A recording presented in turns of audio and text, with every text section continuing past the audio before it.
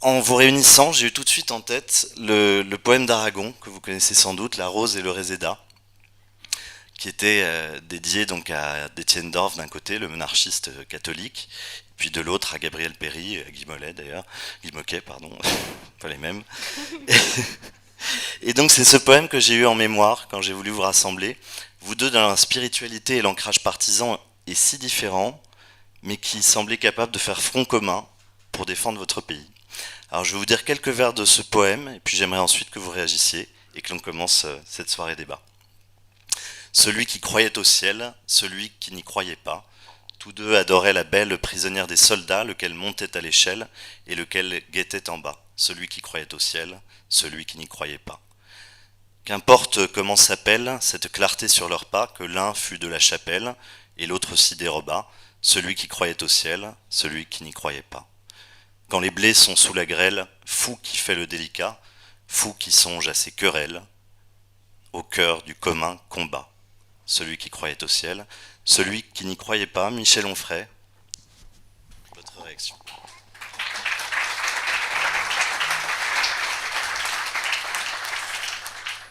Je n'imaginais pas que dans cette soirée, on puisse faire applaudir le nom d'Aragon.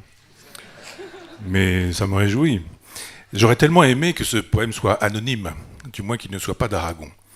Moi, j'ai été fabriqué à l'université dans une époque structuraliste où on faisait fi de toute histoire, on faisait fi de tout auteur. Barthes et Foucault nous disaient même qu'il n'y avait pas d'auteur, et que le texte faisait la loi, mais qu'en même temps c'était le lecteur qui faisait la loi du texte, mais pas l'auteur ni le scripteur, etc. Et moi, j'essaie de réagir à ça en contextualisant, en disant mais qui a écrit quoi, quand, de quelle manière, quelles sont les conditions historiques de production d'un texte, quelle est la nature du texte, etc. Ce texte date de 1943. Pendant 2 années, le Parti communiste français a été collaborationniste. Le pacte germano-soviétique fait qu'effectivement, les communistes sont liés, ont partie liée avec le national-socialisme, et Aragon fait partie de ceux qui défendent le pacte germano-soviétique. Donc évidemment, il se passe des choses entre juin 40 et puis mars 43, date de ce poème, parce que vous avez notamment la victoire de Stalingrad. C'est un texte d'après Stalingrad. Donc ce sont des gens qui ont compris que la guerre était finie pour Adolf Hitler, question de temps, et que après le STO, enfin après le 18 juin, mais alors là il n'y a pas beaucoup de communistes, puisqu'ils sont tous du côté du pacte, mais après le service du travail obligatoire en 1942, après la victoire de Stalingrad, bon ben voilà, c'est une question de temps, il va falloir s'y faire, mais Hitler a perdu. C'est pourquoi d'ailleurs tant de gens rentrent dans la résistance, des gens qui s'appellent par exemple Marguerite Duras ou François Mitterrand, et qui donc font la démonstration effectivement qu'il est temps de se rendre compte que peut-être il faudrait au minimum avoir du moins de fer au feu, sinon passer de l'autre côté. Et donc Aragon est de ceux-là, c'est-à-dire ce poème procède de ça, c'est-à-dire il s'agit de dire le Parti communiste français a été le parti des résistants. Quelques temps plus tard, ce sera aussi le parti des 75 000 fusillés. On aura eu 5 000, pas tous communistes, mais faire de l'histoire est important, donc on oubliera qui a signé ce texte, parce que vraiment je n'aime pas beaucoup Aragon, et je n'oublie pas non plus le poème qui est une ode au GPU, à la GPU, la police politique marxiste-léniniste. Donc on peut aujourd'hui avoir des collèges Aragon, des lycées Aragon, etc. On n'aura pas des lycées Rebatté ou des collèges Brasillac. Donc il y a une espèce de façon d'imaginer aujourd'hui que on puisse lire ce texte-là. J'en préférerais d'autres, à tout vous avouer. Maintenant, on oublie le nom de l'auteur, c'est un texte anonyme, et il lit des choses extrêmement intéressantes. Le souverainiste que je suis n'a pas d'ennemi à droite. Et ma gauche n'est pas incompatible avec la droite quand il s'agit du souverainisme. Ma gauche est proudhonienne, très précisément, donc elle n'est pas socialiste au sens mitterrandien du terme, elle n'est pas marxiste, elle n'est pas communiste. C'est une gauche qui n'existe pas sur le terrain politique, puisqu'il faut être soit communiste, soit, c'est-à-dire jacobin, mélanchoniste, robespierriste, enfin c'est le même monde, soit social-démocrate, et ça n'a jamais été ma gauche, jamais. Maintenant, j'ai toujours dit que l'homme de gauche que j'étais préférait un homme de droite antilibéral, souverainiste, à un homme de gauche qui serait libéral et anti-souverainiste. Donc la ligne de partage, elle se fait là-dessus. De la même manière que sur la question religieuse, certes, j'ai écrit le traité de la théologie, mais j'ai aussi écrit la stricte observance, qui est un texte que j'ai écrit après m'être enfermé à la trappe, pour relire, parce que j'avais lu La vie de Rancé de Chateaubriand il y a longtemps. J'ai connu un vieux monsieur que j'aimais beaucoup, qui s'appelait André Berne Geoffroy, qui avait fait une préface à ce texte-là pour les éditions Folio, donc j'avais lu à cette époque-là. Mais j'ai voulu relire le texte dans une cellule. Et donc j'ai écrit ce texte, qui n'est pas en contradiction avec la conclusion du traité de théologie, dans lequel je dis que j'en veux aux agenouilleurs, mais pas aux agenouillés.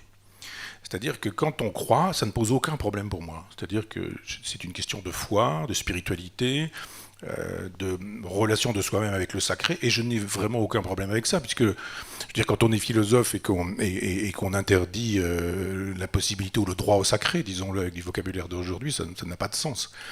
Maintenant, le sacré peut devenir une religion, ça ne me gêne pas non plus si la religion devient une affaire privée. Maintenant, si ça devient une affaire politique, une affaire qui consiste à dire mais maintenant on va vous dire comment vous allez penser, réfléchir, agir, ce que vous allez écrire, ce que vous allez manger, la façon que vous aurez de vous habiller, de porter ou pas la barbe, etc., etc. Et là je dis la religion me gêne. Donc je n'ai pas de problème avec la religion quand elle est la forme que l'on donne à sa spiritualité. J'en ai des problèmes j'ai donc des problèmes avec la religion quand effectivement elle devient une force politique contraignante. Je ne sache pas que des théocraties, quand elles se soient trouvées au pouvoir, étaient véritablement tolérantes quand elles avaient les moyens d'être intolérantes. L'Église est aujourd'hui tolérante parce qu'elle a perdu les moyens d'être intolérante. Donc, et c'est un mouvement historique, c'est pas un jugement de valeur. Je ne voudrais pas vous offenser ni offenser ceux qui. Mais ma relation à la religion est plus compliquée que ce qu'on veut bien dire. Et puis j'ai dans Cosmos, aussi bien que dans Décadence, j'ai quelques amis prêtres traditionnalistes, je les préfère de loin à ceux qu'on voit de temps en temps, les curés qu'on voit en short et qui y animent des chantiers d'été et qu'on voit se répandre en chantant des chansons qui ont été caricaturées dans La vie est un long fleuve tranquille. Je veux dire, effectivement, j'ai des problèmes avec cette religion-là. Mais pas du tout avec des prêtres en soutane qui ont un vrai rapport au sacré, qui ont une vraie culture, une vraie connaissance. Donc c'est plus subtil que Michel Onfray, athée hédoniste. Quant à l'hédonisme, il y a au moins 2 périodes dans ma vie. J'ai eu 20 ans, j'ai eu 2 fois 20 ans, j'ai 3 fois 20 ans. Et on n'est pas hédoniste à 20 ans comme on l'est à 40 ou comme on l'est à 60. Je veux dire, il y a une espèce de dynamique qui fait qu'à 20 ans, on cherche plus le plaisir qu'autre chose. Et à 60, on cherche à éviter le déplaisir. Donc, c'est pas, je suis toujours hédoniste, mais pas du tout dans les configurations un peu énergiques qui étaient les miennes il y a 20 ou 30 ans. Et donc je reste dans la logique de l'hédonisme, à quoi j'ajouterais que dans la contre-histoire de la philosophie, j'ai consacré un chapitre à Erasme, et notamment un chapitre d'un livre dans lequel il est question aussi de Montaigne, et que le livre s'appelle Le christianisme hédoniste. Évidemment, on n'a jamais parlé de ce livre-là, il fait quand même 400 pages, mais on n'en parle pas, parce qu'il y a dans le christianisme une tradition véritablement hédoniste du Christ jardinier, c'est-à-dire qui jardine, c'est vraiment qui a un potager, avec toute la symbolique qu'il y a de ce côté-là. Et je n'ai aucun problème avec ce christianisme hédoniste aussi. Le christianisme de Erasme, le christianisme de Montaigne me va très bien.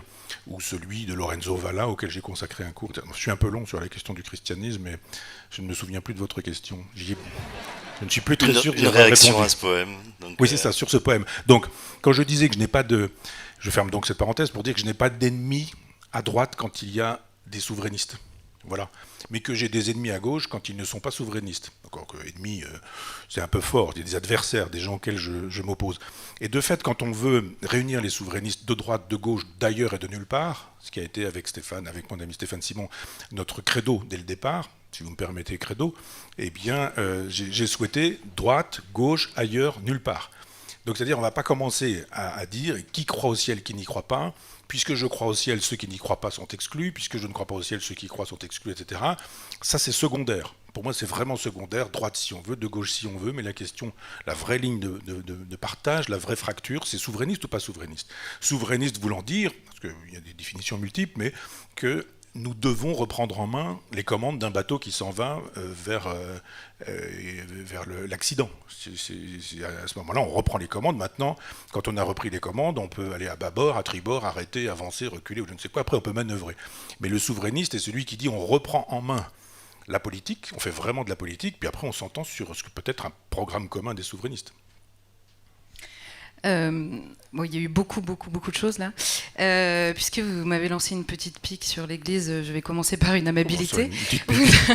Vous avez, mais c'est marrant parce que vous avez expliqué que ce que vous acceptiez dans la religion, ça relevait du domaine privé, donc que ça n'allait pas dans le domaine public, ou en tout cas dans l'imposition du domaine public. Et ça m'a fait penser, et là vient mon amabilité, à un discours d'Emmanuel Macron. Vous êtes macroniste sans le savoir, a priori. La pire des insultes. Ouais, je sais. Je m'en doutais. Non, Emmanuel Macron au Bernardin qui avait bien expliqué aux catholiques que l'engagement dans la cité, aider les pauvres et puis faire l'action sociale, c'était très bien, mais que par contre dans le domaine public, on aimait bien quand il posait des questions, surtout pas quand il donnait des réponses. Alors c'est des questions qu'on va aborder tout à l'heure, notamment autour effectivement de la souveraineté et de la question de l'identité. Une fois qu'on a repris le bateau en main, où est-ce qu'on va ? C'est quand même une question qui se pose forcément en parallèle, et je sais que vous la posez aussi, on n'a pas forcément les mêmes réponses. Et là, je suis bien obligée de vous dire, et je réponds sérieusement sur la question de l'affaire privée ou de l'affaire publique. Je comprends la condamnation que vous faites dans la religion d'une orthopraxie qui soit imposée dans la sphère publique. Je ne crois pas que ce soit un problème spécialement catholique, l'orthopraxie en l'occurrence. Mais je crois en revanche que, en tout cas je parle pour moi, il y a une unité de la nature humaine. Alors on pourra peut-être reparler de la nature humaine qui a pris un peu cher ces dernières années, jusqu'à ce que certains nient totalement son existence tout simplement. Mais je crois que en tout cas, moi, je pense que la nature humaine est justement nous impose de penser l'universalité aussi par rapport au particularisme ou à l'identitarisme, et que cette question-là, elle nous impose de concevoir l'unité de la personne humaine tout entière. Or, je suis catholique, c'est un fait, et aussi bien dans dans ma vie privée que dans mes prises de position publique. Ça irrigue évidemment à la fois tout ce que je pense, tout ce que je fais et la relation que j'ai aussi aux autres. Je crois que ça irriguera évidemment tout le débat, parce que quand on parle de liberté d'expression, de la séparation de l'acte et de la personne que plus personne n'arrive à faire, tout ça, en tout cas, moi, je l'ai reçu du catholicisme. Après, ce que je trouve absolument sublime dans le catholicisme, et c'est probablement pour ça que je le suis encore, catholique, c'est que c'est une religion que je trouve tellement adaptée précisément à cette nature humaine, qui a tellement réfléchi autour de ce qu'est profondément l'homme, que je n'ai jamais l'impression, en tout cas dans l'enseignement de l'Église, qu'on distinguera de l'histoire de l'Église elle-même ou des hommes d'Église encore plus, dans l'enseignement catholique, je n'ai jamais l'impression d'être en contradiction avec les actes que je peux poser ou avec les idées ou la vérité que j'essaye de chercher. Donc voilà pour la réponse sur effectivement la distinction privée-publique. Ensuite, sur ce poème, alors moi c'est marrant parce que vous avez fait l'historique du poème remis dans son temps, et moi quand je le lis, j'ai pensé, et alors je ne sais pas si certains m'ont déjà entendu parler, mais je vais parler de Jeanne d'Arc tout de suite, comme ça ce sera fait. mais quand en fait ce texte m'a fait penser un peu naturellement, parce que cette année, on ne le sait pas parce que la France a été bien ingrate, en tout cas l'État français a été bien ingrat cette année, mais cette année on fête le centenaire à la fois de la canonisation de Jeanne d'Arc et de sa reconnaissance, de sa proclamation même comme héroïne nationale, puisque la loi avait été votée en 1920, 2 mois après sa canonisation par l'Église catholique. D'ailleurs, la date n'est pas un hasard, tout le monde lui courait après pour la récupérer en premier. Et en fait, ce poème m'y a fait penser parce que l'histoire de cette loi de l'État français qui promettait de lui rendre hommage tous les ans le 2e dimanche de mai, ce qu'il ne fait plus, mais ce qu'on va faire à sa place, cette loi était discutée à l'Assemblée depuis 26 ans. Et les Français n'arrivaient pas à se mettre d'accord, en tout cas les représentants à l'Assemblée nationale, parce qu'il y avait d'un côté les royalistes, de l'autre côté les cléricaux, qui étaient souvent ensemble d'ailleurs, les républicains, et que cette loi avait été proposée d'abord par un radical de gauche qui voulait absolument arracher Jeanne d'Arc aux mains des cléricaux parce qu'elle incarnait trop la France pour qu'on leur laisse. Et puis les cléricaux et puis les royalistes expliquaient qu'en fait quand même on n'allait pas la laisser à la gauche alors que tout était fait par Dieu, en Dieu et pour Dieu.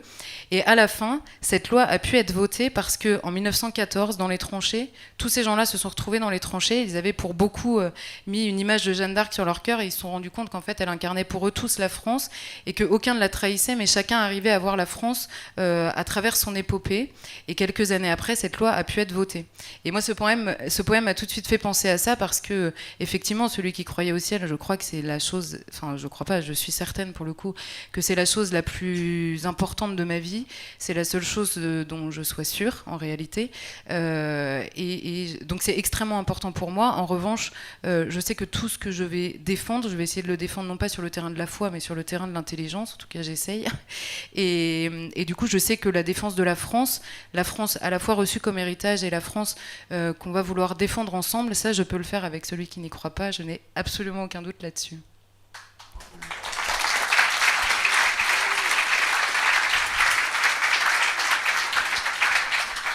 Charlotte, présidente. Oui. J'ai perdu mon idée. Je voulais revenir sur quoi? Je ne sais plus. Sur la question. Je ne sais plus. On va repasser à votre vision votre de la France, question. peut-être. C'était une manière assez claire de définir ce qu'était la France pour Charlotte. Est-ce que vous avez peut-être votre propre définition de la France? De France. Oui. C'est d'abord une géographie. Enfin, moi, je crois qu'il y a d'abord la géologie. Si c'était pour parler de la nature humaine, il y a d'abord la géologie, puis la géographie, puis l'histoire, et la métaphysique arrive, et la philosophie aussi. Mais ça démarre comme ça. C'est-à-dire qu'on ne peut pas faire l'économie de ce qu'un sous-sol raconte. Je ne veux pas faire non plus de la géologie le fin mot, mais il y a d'abord des territoires. Ce sol, ce sous-sol vont générer des paysages qui eux-mêmes vont générer des traditions qui vont être créées, trouvées, transmises, portées, entretenues, conservées par des hommes. Donc il y a eu une époque où quand on se déplaçait au pas d'un homme ou au pas d'un cheval, effectivement les régions, ça signifiait quelque chose. Il y avait des langages, il y avait des façons d'être normand, picard, corse, breton, alsacien, occitan, etc. Et puis, pour moi, la France est déjà là. J'ai écrit une histoire de la Normandie en vers libre, et je la démarre pas du tout à un moment donné où on pourrait dire, voilà, elle est nommée comme telle. C'est pas parce qu'on n'est pas nommé qu'on n'existe pas. C'est pas le nom qui fait la chose, c'est pas le baptême qui fait l'existence.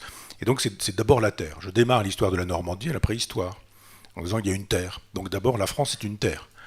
Et puis ensuite c'est une façon d'être dans cette terre, sur cette terre, de faire avec cette terre, de construire avec ce que les paysages, le climat nous enseignent. C'est pas exactement la même chose d'être au nord ou au sud de la Loire.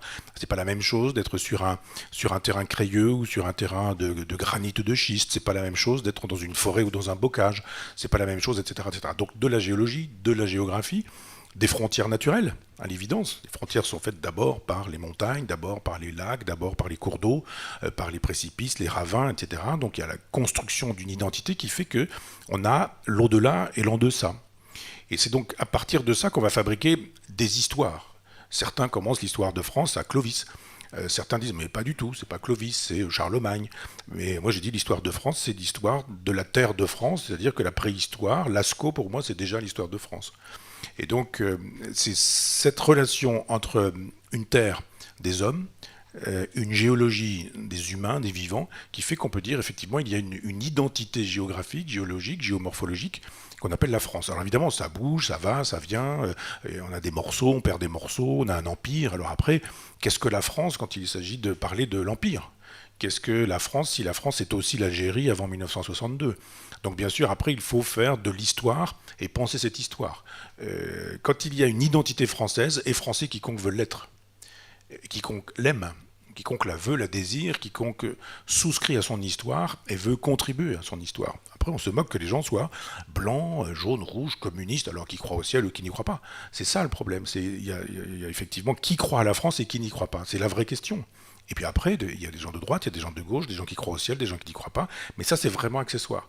Donc il y a une façon d'être, de manger, de penser, de parler. Il y a des lumières qui sont connues par ceux qui aiment les paysages et qui savent regarder autre chose que la télévision ou leur portable.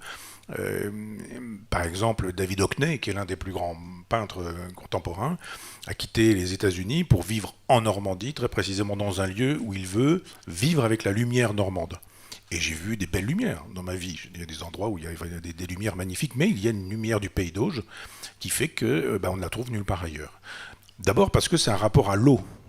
C'est-à-dire qu'il y a des terrains qui retiennent plus ou moins l'eau, il y a donc de la vapeur, il y a donc des gouttelettes, il y a du brouillard, il y a des ciels. Et comme je dis le ciel, hein, parce que les ciels, comme les peintres le font, et il y a une qualité d'hygrométrie qui fait que les lumières ne sont pas du tout les mêmes. Eh bien, c'est la même chose si on est en Corse, si on est en Alsace, si on est, etc. Et c'est donc un ensemble de territoires liés par le désir de rendre possible une identité qui fait qu'il y a de la France et des Français. Oui, puis sur la nature humaine, si vous permettez, je suis tellement d'accord avec Charlotte que j'ai un projet de livre sur la réhabilitation de la nature humaine. Dans l'idée même qu'on soit obligé de réhabiliter, c'est sidérant, quoi. Dans le projet de brève encyclopédie du monde, il y a donc eu plusieurs volumes. Il y a eu Cosmos, Décadence et Sagesse. Le prochain s'appellera Anima. C'est beau. Les concessions que je vous fais un peu. Parce qu'à un moment donné, je me suis dit, ça pourrait s'appeler Psyché. Puis Psyché, c'est du grec. Je viens de faire un livre qui fait l'éloge de la pensée romaine. Je ne veux pas me donner le ridicule. Puis je me suis dit, mais anima, c'est pas inintéressant. Animus, anima, etc. Puis l'âme aussi. J'ai failli appeler ça ama, d'ailleurs. Et puis après, mon éditeur qui m'a dit, oh là là, on va croire que vous êtes devenu catho. Mais ça, c'est pas grave. On peut réhabiliter une âme matérielle. Et puis, mais anima, je me suis dit, voilà. Et je vais à partir des tragiques grecs jusqu'à Darwin assez probablement, mais en passant aussi par les moralistes français du XVIIe, les fabulistes. Parce que là on dit des choses essentielles sur la nature humaine. Quand vous allez voir les moralistes français, La Rochefoucauld, La Bruyère, Chamfort, Vauvenargues, etc., on se dit mais ces gens-là ont compris le mécanisme de la nature humaine. Et donc il y a quelque chose qui nous intéresse probablement vous et moi, parce que dans la nature humaine il y a évidemment un corps pour aller vite, et pour aller encore plus vite une âme. Et cette âme, c'est quoi? C'est pour les chrétiens le péché originel. C'est pas seulement ça, j'entends bien. Mais il y a le péché originel. Ah oui, mais ça devient par la suite chez Kant le mal radical. Mais il se fait que, et vous savez très bien, chez Saint-Augustin, la question est comment le péché originel peut-il se transmettre jusqu'à vous, jusqu'à moi? Qu'est-ce qui fait que, moi, je n'ai pas connu Adam, hein, donc je ne vois pas pourquoi je paierais les frais des bêtises d'Ève. Et on se dit, bah non, j'ai encore aujourd'hui dans la gorge, là, la pomme d'Adam, parce qu'on dit, mais non, ça se transmet. Et à un moment donné, Saint-Augustin, qui a tout pensé quasiment, je ne veux pas être insultant à l'endroit de Thomas d'Aquin, mais je veux dire, il y a dans la cité de Dieu cette réflexion sur le fait que c'est le sperme qui transmet le péché. Comme ça, c'est extraordinaire, parce que comme on procède tous du sperme, on est tous marqués par le péché original, etc. Évidemment, moi je crois au mal, mais je ne crois pas au mal radical, qui est la formule laïcisée, je dirais, du péché originel, et je ne crois pas non plus au péché originel, mais je crois à l'éthologie. Et il y a une nature humaine qui pour moi est la nature animale. Et quand en 1859 on a l'origine des espèces, mais plus encore la filiation de l'homme en 1871, ces deux textes, plus le second, mais de Darwin, qui sont extraordinaires. D'un seul coup, on découvre que oui, le mal existe, que le mal n'a pas à voir avec une âme immatérielle, mais qu'il a à voir avec un corps très corporel, puisqu'on est dans des logiques de domination de territoire, de mâle dominant, de mâle dominé, de femelles de mâle dominant, mais de femelles dominantes, il y en a aussi, et, etc., etc. Et c'est à partir de ça qu'on se dit, mais oui, il y a une nature humaine, bien sûr. Il y a, je reprends cette théorie dont on dit qu'elle est dépassée depuis, mais la théorie des trois cerveaux, entre le cortex, le néocortex et le cerveau reptilien. Mais on le voit bien de temps en temps, le cerveau reptilien, sur les plateaux de télé ou dans certains journaux, etc. On voit bien le serpent qu'il y a chez Laurent Geoffrin. Ah non, j'avais peur. J'avais dit que je ne prononcerais pas son nom. Mais non. Mais on voit comment ça fonctionne. Et si on regarde la vie des animaux, moi j'adore la chaîne. Il y a une chaîne où on voit les animaux se comporter, là. 48. Je sais à cause de ma soeur. Vous regardez aussi. On se dit, mais les hommes sont tout entiers là, quoi. Vous voyez des singes, des macaques, des crocodiles, et puis moi je vois, je sais pas, Macron, etc., enfin les autres. Et on se dit, la nature humaine, il faut la réhabiliter, parce que vous avez raison, le grand projet transhumaniste consiste à dire, il n'y a pas de nature humaine, il n'y a que des objets. La grande obsession transhumaniste, et la grande obsession du capitalisme planétaire, c'est la réification. C'est la transformation de tout en objet. Si on peut dire, un enfant de 9 mois, j'ai dit ça tout à l'heure sur un plateau de télévision, on m'a repris en disant un fœtus. Je dis, ah oui, un fœtus de 9 mois? Ça existe, des fœtus de 9 mois? Ça s'appelle un enfant. Si on peut accoucher d'un enfant à 2 jours du terme, et j'ai posé la question à des amis médecins, je dis, on fait comment? Une piqûre létale. Et j'ai dit, c'est Mengele, etc. On me dit, ah bah ça y est, je dis non, la dernière fois que ça s'est fait, c'était chez Mengele. C'est parce qu'effectivement, il faut mettre dans la tête des gens qu'un enfant n'est pas un enfant, mais que finalement, c'est un projet. Et si on renonce au projet, on ne renonce pas à un enfant. Donc si vous voulez acheter des enfants, vendre des enfants, porter des enfants pour les autres, si vous voulez faire des pièces détachées avec des enfants, pour voir, il n'y a aucun problème, c'est ce vers quoi on va. Et donc le projet transhumaniste fait qu'on a besoin d'en finir avec la nature humaine. Il faut, et j'ai beaucoup aimé, je les aime toujours, mais les philosophes matérialistes du XVIIIe siècle, la Métrie, l'homme-machine par exemple, hélas, ces gens-là pensent que l'homme n'est que machine. Or, le vitalisme est extrêmement intéressant, parce que soit on est mécaniste, et à ce moment-là, quand la philosophie matérialiste arrive au XVIIIe siècle, on nous dit, plus de place pour l'âme. Ou alors l'âme est matérielle. Donc Dolbach, la Métride, Helvétius, tout ça, c'est formidable. Et puis, vous avez des gens qui disent « Ah, mais pas du tout. Si vous prenez les atomes qui constituent un homme et que vous mettez ça dans un shaker et que vous secouez, vous n'aurez jamais un homme. » Il y a un principe vivant, il y a la vitalité qui est dans tout ça. Et on a des gens qu'on appelle des vitalistes, qui sont des gens qu'on appelle Bourdieu, Deleuze, pas Gilles Deleuze, mais l'école de Montpellier, et qui sont des gens qui disent « Eh bien oui, le vivant ne se réduit pas à de la matière. » Et on oppose souvent les matérialistes, alors de gauche, totalement matérialistes, évidemment, radicalement matérialistes, il n'y a que des atomes qui tombent dans le vide, etc. C'est Épicure, leur grand maître. Et puis de l'autre côté, des vitalistes qui nous disent « Ça ne suffit pas, le principe du vivant est là, et le principe du vivant, c'est pneuma, c'est l'âme, etc. » Moi, je pense qu'on peut être matérialiste, vitaliste, qu'on peut faire les deux. Et que bien sûr... catholique, hein. Comment ? Ça s'appelle catholique, là, selon vos définitions. Je vous expliquerai. Je veux bien. Je crois que vous allez avoir du mal, mais on peut démarrer, si vous voulez, un débat sur ce sujet-là. Il faudra que vous soyez aristotélicienne. Il faudrait que je le sois. Parce qu'avec la question des essences, de la substance, des attributs, bien sûr qu'on peut finir par montrer que je ne suis pas ce que je suis. Mais je vous assure que je le suis quand même. Et donc, cette pensée-là, c'est-à-dire un matérialisme mécaniste des plus sommaires, c'est ce qui triomphe avec le transhumanisme. C'est-à-dire l'horizon indépassable du capital planétaire, du capitalisme planétaire. Et surtout du libéralisme. Et donc, en ce sens, évidemment, il y a un combat à mener sur, non pas la restauration, mais l'éclairage de la nature humaine, en disant elle est toujours là. Et la négation de la nature humaine, c'est le summum de la barbarie. Je vais m'arrêter là-dessus, mais vous voyez que là aussi, on a des points de convergence, et qu'il y a ceux qui croient à l'âme, si on veut utiliser un terme général et générique, et ceux qui n'y croient pas. Non, vous êtes... Je me laisse porter. Prolixe. Aristote maintenant. Non, mais je réagis simplement. J'ai noté là, tout à l'heure, vous disiez en fait tout le monde peut être français dès lors qu'il croit à la France. Et je crois que cette expression contredit ce que vous avez expliqué, notamment des couches successives et en partant de la géologie, puisque ça n'est pas simplement une croyance, précisément, c'est d'abord un héritage, je crois, à la fois effectivement physique et historique, évidemment. Et je crois qu'il ne s'agit pas de croire à la France, parce que sinon vous allez rejoindre, je suis désolée, après Emmanuel Macron, mais Laurent Geoffrin, et nous expliquer que la France est une... J'ai vraiment envie de m'insulter ce soir. Non, mais s'il faut croire à la France, ça veut dire que la France est soit une croyance ou une idée, et c'est leur mantra absolu, et je réagissais là-dessus parce que l'expression me paraissait une conclusion assez étrange à ce que vous expliquiez, et sur lequel j'étais assez d'accord, sur l'évolution en fait à la fois de la géographie et de ce qui s'est greffé dessus. Et pour réagir sur la nature humaine, alors Saint Augustin, pardon, vous a peut-être transmis le péché originel, il vous a aussi aussi et surtout transmis l'idée que vous étiez enfant de Dieu et que du coup vous aviez été sauvé déjà du péché originel lui-même. Il y a les deux. Théorie de la grâce, là, pour le coup. Comment ? Vous êtes dans la théorie de la grâce. Bah on oui. va parler du jansénisme, alors, là. Non, mais de tout le monde, enfin la théorie même de l'Église, là, pour le coup. Hein. On vous a pas transmis que le péché originel, on vous a transmis au fond de vous la capacité de le dépasser et de le surpasser. Bon, bref, ce sera une autre conférence, je pense, parce que ça va être un peu... On peut, si vous voulez. Mais en fait, sur l'idée de la nature humaine... Mettez-vous à genoux, priez, etc. C'est Pascal, mais je connais bien. Non, mais sur la question de la nature humaine, moi je crois surtout que la notion de nature humaine, ce qui est très étrange dans la modernité, c'est qu'elle nous explique que tous les hommes sont frères et qu'on ne sait pas pourquoi, puisqu'il n'y a plus de nature humaine. Donc ils sont frères dans leur individualité, ce qui n'a absolument aucun sens, et ils n'ont aucune ni vérité, ni bien, ni même enracinement en commun. M'a toujours un peu étonné, mais bon, c'est pas la seule incohérence de la modernité. Mais la nature humaine, je crois qu'elle permet justement de répondre à la fois à l'universalisme mondialiste, on va dire, qui fait de tous les individus précisément des individus dénués de tout attachement, qu'ils soient nationaux, familiaux. On se souvient de Vincent Peillon nous expliquant que l'école servait à arracher les enfants de leur déterminisme familiaux. Donc ils ont professé jusque-là l'arrachement à tout enracinement.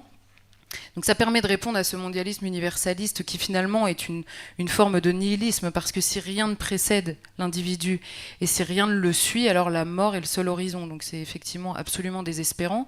Et ça permet aussi de répondre à la tentation de l'identitarisme, on va dire, qui ne prend en compte pour le coup pas l'âme, et c'est pour ça que je vous disais prendre en compte l'âme et le corps me semble être assez catholique, dans cette relation en fait de l'identité à l'universalisme. Et vous en avez fait quasiment une démonstration en expliquant justement, vous parliez des lumières d'Auge qui n'étaient pas les lumières d'ailleurs, du pays d'Auge, qui n'étaient pas les lumières d'ailleurs, et c'est par les lumières de l'endroit où vous naissez que vous avez découvert ce qu'était la lumière, ce qui était peut-être la beauté, et ce qui était même quelque chose qui vous transcendait. Et je crois que l'identité ne se défend précisément, parce que nous sommes corps, que nous avons besoin de ça et qui fait l'ange fait la bête. Donc nous avons besoin de prendre en compte notre corps, mais seulement l'identité et la défense de l'identité ne sert qu'à parvenir à l'universalité. Qui, elle, est incluse dans l'âme, et ce qui fait que, en effet, la personne étrangère au pays et aux racines qui nous permettent d'accéder à l'universalité n'est pas un étranger absolu, puisque de fait, nous avons l'humanité en commun. Et je crois que c'est assez important. Enfin, le lien entre eux, effectivement, le corps et l'âme, il est assez important pour répondre aussi à beaucoup d'errance de la modernité, on va dire. On la charge beaucoup, cette pauvre modernité. Mais par exemple, le fait justement que par le particulier, nous puissions accéder à l'universel, et ça me semble être la seule manière. On découvre pas le bien, le beau tout à coup en haut du ciel ou par des idées. On les découvre parce qu'on voit des choses qui sont belles, parce qu'on comprend des choses qui sont belles, parce qu'on ressent des choses qui sont belles, et là on parvient à l'universalité par le particulier. Et j'ai perdu mon idée du coup de répondre. Si, parce que justement, le fait que cette nature humaine, nous l'ayons en commun par-delà les frontières, pour le coup, eh ben, ça permet de répondre, par exemple, sur le terrain de l'écologie et d'avoir une réponse. Qu'est-ce que l'homme ? Et si nous avons une nature humaine en commun, elle s'inscrit dans une nature qui dépasse de loin l'homme, et ça nous apprend aussi la relation à la création, et se sachant créer.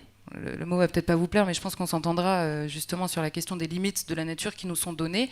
On peut pas devenir démiurge, et à l'inverse, on peut, sur le terrain de l'humanité, on peut défendre que partout dans le monde, la tyrannie est une mauvaise chose pour les hommes. Ça ne dépend pas du particulier. Donc effectivement, pour moi, c'est pour ça que je vous ai répondu en riant que c'était être catholique, parce que si Dieu, je vais parler comme ça, si Dieu nous a voulu âme et corps, ça n'est pour négliger ni l'âme ni le corps, quoi. Est-ce que je rebondis sur ce sujet ou est-ce qu'on... Comme vous le sentez. Non, est-ce que vous avez envie de réagir maintenant, ou parce qu'on a 1000 autres questions à Non, mais comme poser, vous avez 4 ou 5 pages de questions, je ne sais pas si... Oui, j'en ai déjà abordé quelques-unes, et on a déjà abordé mais on peut énormément de choses à travers le début de cet rebondir sur entretien. l'universel aussi. Hein. Non, mais moi j'avais envie qu'on change un petit peu de pays, de continent même, et qu'on parle du Liban. Mais on va rapidement rejoindre des sujets que vous avez déjà abordés. Charlotte Dornelas, je sais que ce pays vous tient à cœur. Il y a eu cette terrible explosion le 4 août dernier sur le port de Beyrouth, 2700 tonnes de nitrate d'ammonium qui ont dévasté la ville.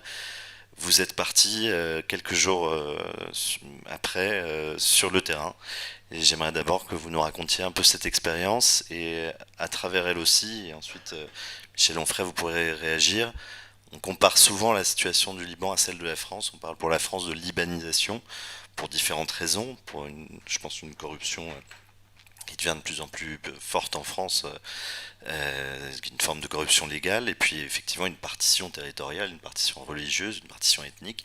Je voulais savoir ce que vous en pensiez. Donc d'abord ce que vous avez vécu au Liban dans ces jours qui ont dû être très durs au mois d'août, et puis effectivement ce que ça peut vous inspirer sur la situation française.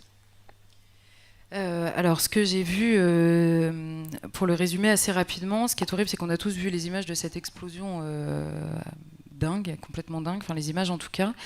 Et en fait, le Liban aujourd'hui est dans un tel état que cette explosion était quasiment anecdotique dans le récit que les gens faisaient de leur vie, même à Beyrouth. C'est vous dire l'état du pays. Je ne dis pas ça pour relativiser le drame de cette explosion, mais c'était vraiment la cerise sur le gâteau, comme ils le disent eux-mêmes.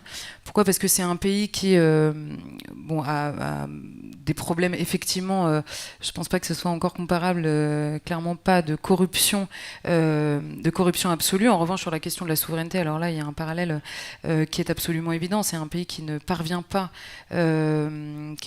à assumer sa souveraineté. Pourquoi ? Parce que précisément, il est partitionné, notamment en confession religieuse, et qu'il y a l'affrontement. On retrouve évidemment l'affrontement entre chiites et sunnites, et tous les intérêts des pays chiites et sunnites qui pose dans la vie du Liban lui-même. On le voit avec le Hezbollah et donc l'Iran et la partie sunnite et l'Arabie saoudite. Donc la guerre qui a lieu dans beaucoup d'autres pays couve plus ou moins, de manière plus ou moins évidente au Liban.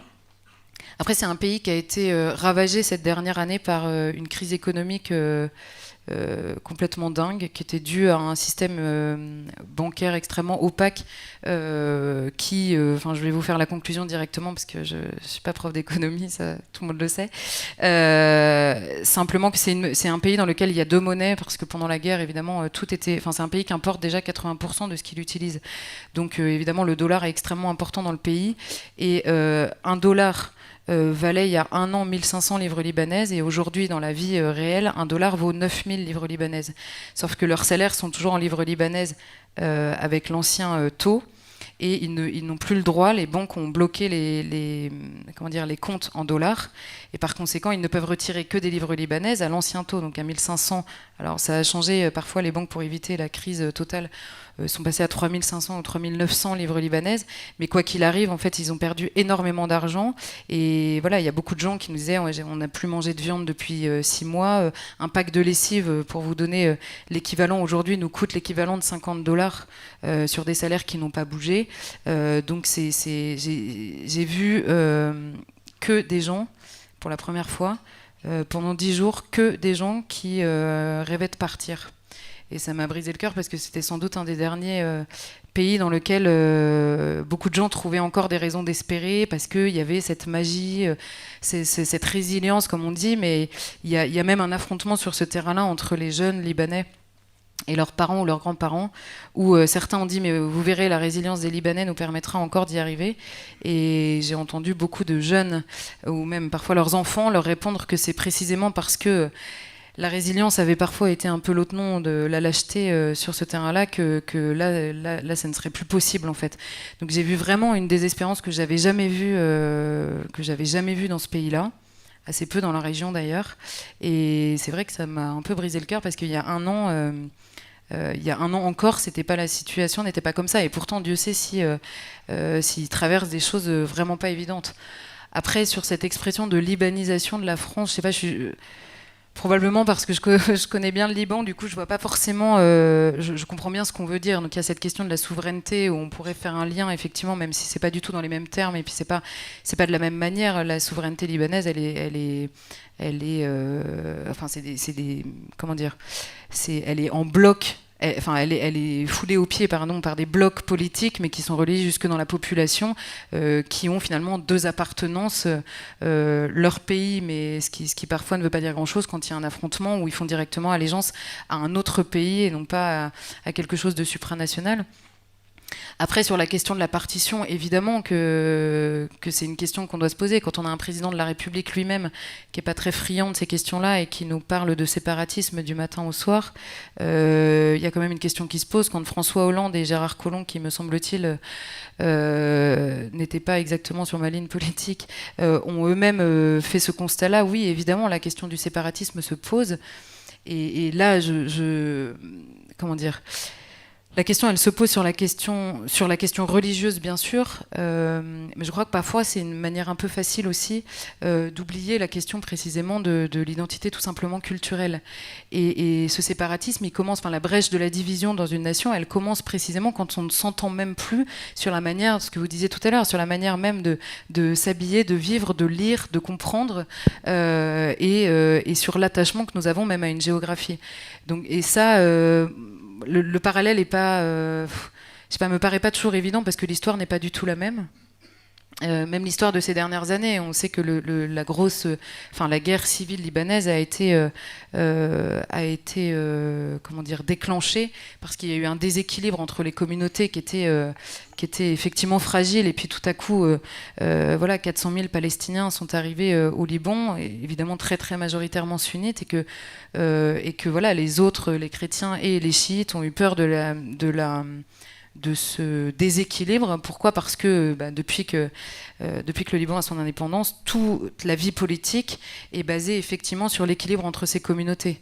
On l'a appris au moment de l'explosion, on l'a répété beaucoup que le président de la République libanaise était chrétien, le président du Parlement était chiite et le Premier ministre était sunnite. Et tout est créé comme ça, tout ne se réfléchit que comme ça. Et du coup, la corruption passe en permanence par le fait d'aller servir une communauté qui est aussi représentée par des électeurs, donc tout ça se lie, tout est en permanence religieux et politique, parce que pour le coup, la laïcité, même celle que je pourrais défendre et qui n'est pas la laïcité à la française, en tout cas pas telle que défendu aujourd'hui, n'existe évidemment pas. Tout ce qui est politique et religieux, et d'ailleurs cette question-là nous fait parfois extrêmement mal comprendre à la fois ce pays-là, mais beaucoup d'autres pays, et notamment les pays musulmans.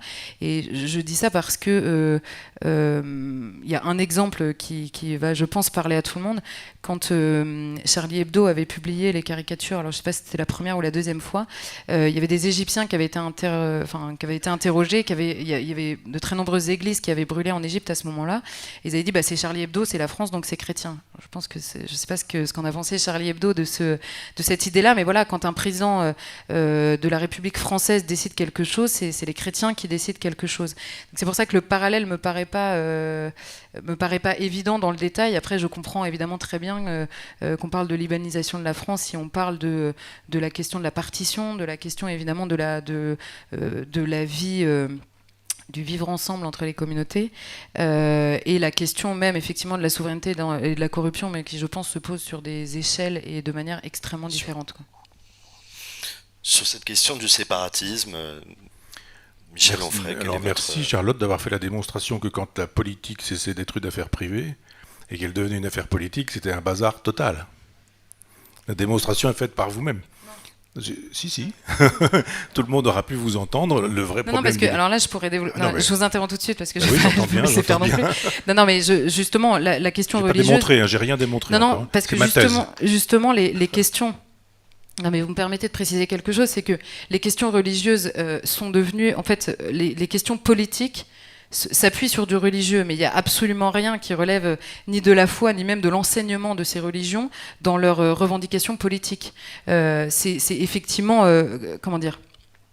Je vais réfléchir, continuez, je vais vous répondre. Oui, je vais juste développer, puis après vous me direz que vous n'êtes pas d'accord, hein, parce que j'ai pas encore eu le temps. Donc c'est un peu normal que vous ne sachiez pas quoi me répondre, parce que j'ai encore rien dit. J'ai juste dit la thèse. La thèse pour moi, c'est qu'effectivement, quand la religion devient une affaire politique, c'est le bazar. Vous êtes parti immédiatement là-dessus. Donc je développe maintenant en disant que la souveraineté n'est pas possible, parce que dans ces cas-là, le communautarisme fait la loi. Alors ça va bien quand vous avez 99% d'une même religion. La France est catholique, le catholicisme fait la loi, il n'y aura aucun problème. Mais si effectivement vous avez des sunnites, vous avez des chiites, vous avez des maronites, vous avez etc., et que vous avez une quantité incroyable de religions qui sont pratiquées avec chacun revendiquant le pouvoir pour sa propre religion. Alors vous avez bien dit tout à l'heure que le Premier ministre, puis que le ministre, puis que ceci, donc c'est pas la compétence qui importe, c'est la religion, etc., etc. Et tant que ça durera comme ça, ce sera le bazar, puisque la démographie étant ce qu'elle est, et que les taux de fécondité ne sont pas les mêmes chez les catholiques et chez les musulmans, il y a un moment donné où si vous dites on va jouer à la démocratie et on va voter, il n'y a pas de problème, c'est le Hezbollah qui fait la loi au Liban. Donc il y a un moment donné où, quand on pense en termes de souveraineté, on s'aperçoit que ça n'est pas compatible avec le communautarisme, que la religion doit rester une affaire privée, et que le problème, c'est que quand la religion vous va pas, c'est plus la religion, ça n'a rien à voir avec la religion. Tout le monde vous a entendu, c'est-à-dire que ça, pour le coup, c'est plus de la religion, ça a à voir avec la politique. Oui, mais c'est ce que je vous dis. Quand c'est intimement lié, quand la politique et la religion sont intimement liées, on peut pas dire ouais, mais là à ce moment-là, c'est plus de la religion, c'est de la politique. Non, c'est de la politique contaminée par la religion. Et dans ce sens, c'est toujours mauvais, quelle que soit la religion. Je pense que la solution, c'est la laïcité. La laïcité, c'est quoi ? C'est de dire ça doit rester une affaire privée. Rien n'interdit après que vos convictions religieuses puissent produire des effets politiques, hein, entendons-nous bien. C'est-à-dire que vous puissiez avoir sur des sujets comme, je sais pas, des questions sociétales, comme on dit, mariage homosexuel, avortement, contraception, GPA, MPMA, etc. On peut dire j'ai ces idées-là, je défends ces idées-là. Et puis derrière, il peut y avoir une conviction qui sera intime, qui sera une foi catholique. Moi, mon problème, c'est pas de savoir d'où vient la conviction, c'est que la conviction, elle se constitue et qu'elle soit susceptible d'être proposée aux citoyens. Je dis que quand on pense en termes de communautarisme, effectivement, la laïcité n'étant pas présente, la communauté n'est pas possible. Donc la souveraineté n'est pas pensable. Seul le souverainisme permettrait au Liban d'être véritablement Liban, c'est-à-dire de devenir une nation souveraine, indépendante, etc. Je reviens à la géologie et la géomorphologie. Les cartes disent tout, la plupart du temps. Les cartes géologiques, mais aussi les cartes. Quand vous regardez le Liban, c'est comme une tectonique des plaques, et vous voyez très bien que, au moment du protectorat, il y a eu quelque chose qui faisait qu'un trait d'union se faisait entre l'Europe et l'Orient, le fameux Orient compliqué qu'on aborde avec des réponses simples du général de Gaulle. Et effectivement, il y a là un point de jonction qui fut français un temps, et qui, en tant que tel, a produit des élites, parce qu'il y avait de l'argent, parce qu'il y avait des banquiers, parce qu'il y avait de l'intelligence, parce qu'il y avait du commerce, parce qu'il y avait de la circulation, etc. Et il y a eu des points, et il y a toujours des points, on va parler de la Turquie, mais on pourrait en parler, c'est un point de jonction de tectonique des plaques aujourd'hui quand on fait de la géostratégie ou de la géopolitique, et il me semble que le communautarisme ne peut pas fonctionner, cette idée que les religions devraient faire la loi, ça ne peut pas fonctionner non plus, que le souverainisme n'est pas possible, n'est pas pensable dans cette configuration-là, et que la démographie est une chose extrêmement importante. Dans cet endroit où finalement vous avez un Cardo, un Decumanus, diraient les spécialistes de l'archéologie romaine, c'est-à-dire l'axe nord-sud et l'axe est-ouest, vous avez au centre du Cardo et du Decumanus, vous aviez le forum qui était le lieu symbolique central et sacré de la cité. C'est comme ça que ça se constitue, on fait un petit tour autour, vous connaissez l'histoire, Romulus et Rébulus, etc. Les cités se constituent comme ça. Le Liban est un point de jonction, carrefour nord-sud, est-ouest. C'est normal qu'on retrouve tous ces gens qui arrivent ici et qui se mélangent complètement. Qu'est-ce qu'on fait maintenant dans cette configuration-là? Je dis, bon ben voilà, d'accord, le joli temps qui montrait une espèce d'Orient occidentalisé et qui avait toute notre faveur, de même avec la Turquie kémaliste, on se dit mais on n'y est plus à la Turquie kémaliste, on n'y est plus non plus avec cet Orient qui sentait la fleur d'oranger, etc. C'est terminé, ça sent la poudre maintenant, le Liban. Et donc il y a effectivement une pensée à avoir. Moi j'ai eu l'occasion avec mon ami Stéphane Simon, on a eu l'occasion de rencontrer l'ambassadeur, de poser ces questions-là de manière éminemment concrète. La démocratie n'est pas possible au sens strict du terme, parce que si vous faites voter tout le monde, c'est clair, le Hezbollah fait la loi, c'est-à-dire que l'Iran est là. L'Iran est au Liban, totalement, définitivement. C'est-à-dire que l'Iran a pour ennemi Israël, et il y a donc une frontière commune entre l'Iran et Israël. Donc c'est là que la question se pose. On fait quoi ? Et au nom de quoi ? Quand on est Emmanuel Macron, qu'est-ce qui fait qu'on arrive, on dit « Oh, moi j'apporte des valises d'argent si vous êtes gentil, hein. Si vous êtes gentil. Si vous réglez les problèmes financiers, monétaires, etc., vous aurez de l'argent, on vous aidera, dans le genre, bientôt vous pourrez faire partie de l'Europe. Hein. C'est ça que dit Macron quand il y va. D'abord, on peut avoir honte d'être représenté par un homme pareil dans ces cas-là, avec j'allais même pas dire une hauteur de vue, parce que là on est au ras du sol, donc, mais avec une vision des choses aussi terrible. Mais il y avait une carte à jouer là-bas. Comme il y avait une carte à jouer avec la Turquie, nous n'avons pas joué cette carte mal jouée parce qu'il y avait Mitterrand, il y avait Chirac et que tous ces gens-là étaient dans des logiques de parti et pas du tout dans des logiques nationales. Qu'est-ce qu'on fait de la France ? Le problème, c'est pas de savoir si on va être élu ou avec qui, et si on va gagner les prochaines élections ou la prochaine échéance électorale. C'est juste de dire que fait la France ? La tradition française dans le monde, c'est quoi là-bas ? Ça veut dire quelque chose, la France, quand on est sur place. Il y a encore une espèce de désir, d'envie, mais aussi de ceux qui n'aiment pas la France et qui ne l'aiment pas quand ils sont libanais, parce qu'effectivement, ils sont antisémites, parce qu'ils sont défenseurs de l'Iran, parce qu'ils sont défenseurs de l'islam, et qu'ils jouent aussi là-bas la question des croisades. Ça continue, ces croisades, je sais pas, 2.0 ou 4.0, on continue avec ça. Si on n'a pas un chef d'État qui est capable d'avoir une vision géostratégique et géopolitique, c'est-à-dire militaire aussi, de cette question-là, en disant mais on peut vous aider si effectivement vous allez vers la laïcité, vous allez vers une forme de démocratie qui ne sera pas une démocratie du genre tout le monde vote, on fait le total et puis on regarde au bout du compte, parce qu'on connaît déjà le résultat. Et il faut penser en termes qui ne sont plus jacobins. C'est ça aussi le problème là-bas, comme en France. C'est-à-dire que si on veut un État jacobin, ça ne marchera pas. Tout le monde sera mécontent. Mais si on veut un État fédéral, de type suisse même si l'on veut, mais un peu dans l'esprit de ce que Camus proposait pour la guerre d'Algérie. Il y a ceux qui disaient il faut que l'Algérie reste française, on connaît l'histoire, ceux qui disaient pas du tout, il faut que l'Algérie devienne algérienne. Il y a Camus qui dit mais c'est quoi ce truc, il y a 10 millions d'Algériens, il y a 9 millions d'Algériens de souche si l'on veut utiliser ce terme-là, et puis il y a 1 million de gens qui sont européens mais qui sont aussi de souche, ils sont là depuis quand, en 1830, bon et qu'est-ce qu'on fait? Et Camus dit mais on devrait pouvoir fédérer, penser l'État de manière fédérée. Si le Liban ne pense pas l'État en termes laïques, s'il ne le pense pas en termes de souveraineté, s'il ne le pense pas en termes de girondisme et pas de jacobinisme, ça ne marchera pas.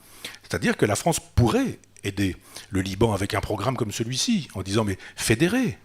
Moi, quand je suis allé en Israël, par exemple, je suis en voiture, puis à un moment donné, on me dit bah, ça c'est palestinien, puis ça c'est israélien, ça c'est palestinien. Mais je dis mais c'est où, c'est quoi, c'est comment? Puis à un moment donné, on m'a fait voir une carte, là encore, très parlante. Tous les territoires palestiniens étaient en vert et il n'y avait rien d'autre. C'est-à-dire qu'Israël n'existait pas. Israël était effacé de la carte. Mais Israël effacé de la carte, on voyait le principe d'archipélisation de la Palestine. Ce sont des confettis partout.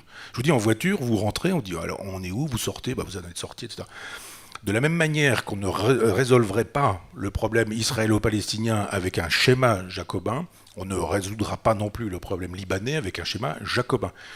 On a vu ce que ça a donné avec l'Algérie, ça a fait des malheurs de part et d'autre. Depuis 1962, on voit ce que l'Algérie a fait de son indépendance. On se dit, mais est-ce que le projet de Camus aurait pas permis autre chose? Donc si on se défait des vieilles logiques, si on pense en termes de géostratégie, si on pense en termes aussi de géologie, de géomorphologie, quand on voit le pays, on se dit, mais il y avait là un axe majeur. Et sur cet axe majeur, la France pouvait jouer un rôle. Elle a pu en jouer un à l'époque où elle avait une politique, notamment une politique arabe, c'est-à-dire aussi une politique israélienne. On sait très bien que ce qui se joue là-bas, c'est le point de jonction entre l'Orient et l'Occident, d'une certaine manière, entre Israël et ses voisins. C'est ces questions-là qui sont posées. Il est bien évident que Macron, qui veut transformer le monde en marché, n'a aucun intérêt à dire il y a une solution de géostratégie ou de géopolitique qui est une solution française. Parce que nous avons des valeurs et nous pourrions vous les proposer. Donc ça, c'est la première chose. Sur la deuxième chose, la libanisation. J'ai utilisé ce mot-là, comme on a utilisé balkanisation, comme on a utilisé finlandisation. Et aussi bien en Finlande, j'en avais parlé à l'ambassadeur, il me dit nous on n'aime pas ce mot-là. Eh bien c'est la même chose avec la libanisation. Les Libanais n'aiment pas la libanisation. Parce qu'il dit mais vous donnez de nous une image qui est déplaisante et voilà. Donc moi j'ai rayé ce vocabulaire de la carte, mais en même temps c'est pas seulement une querelle sémantique. Je vois bien ce que ça veut dire. Donc si ces questions effectivement de communautarisme, ces questions de religion qui fait de la politique à la place de la politique peuvent être déplacées sur le terrain français, on voit bien ce que ça veut dire.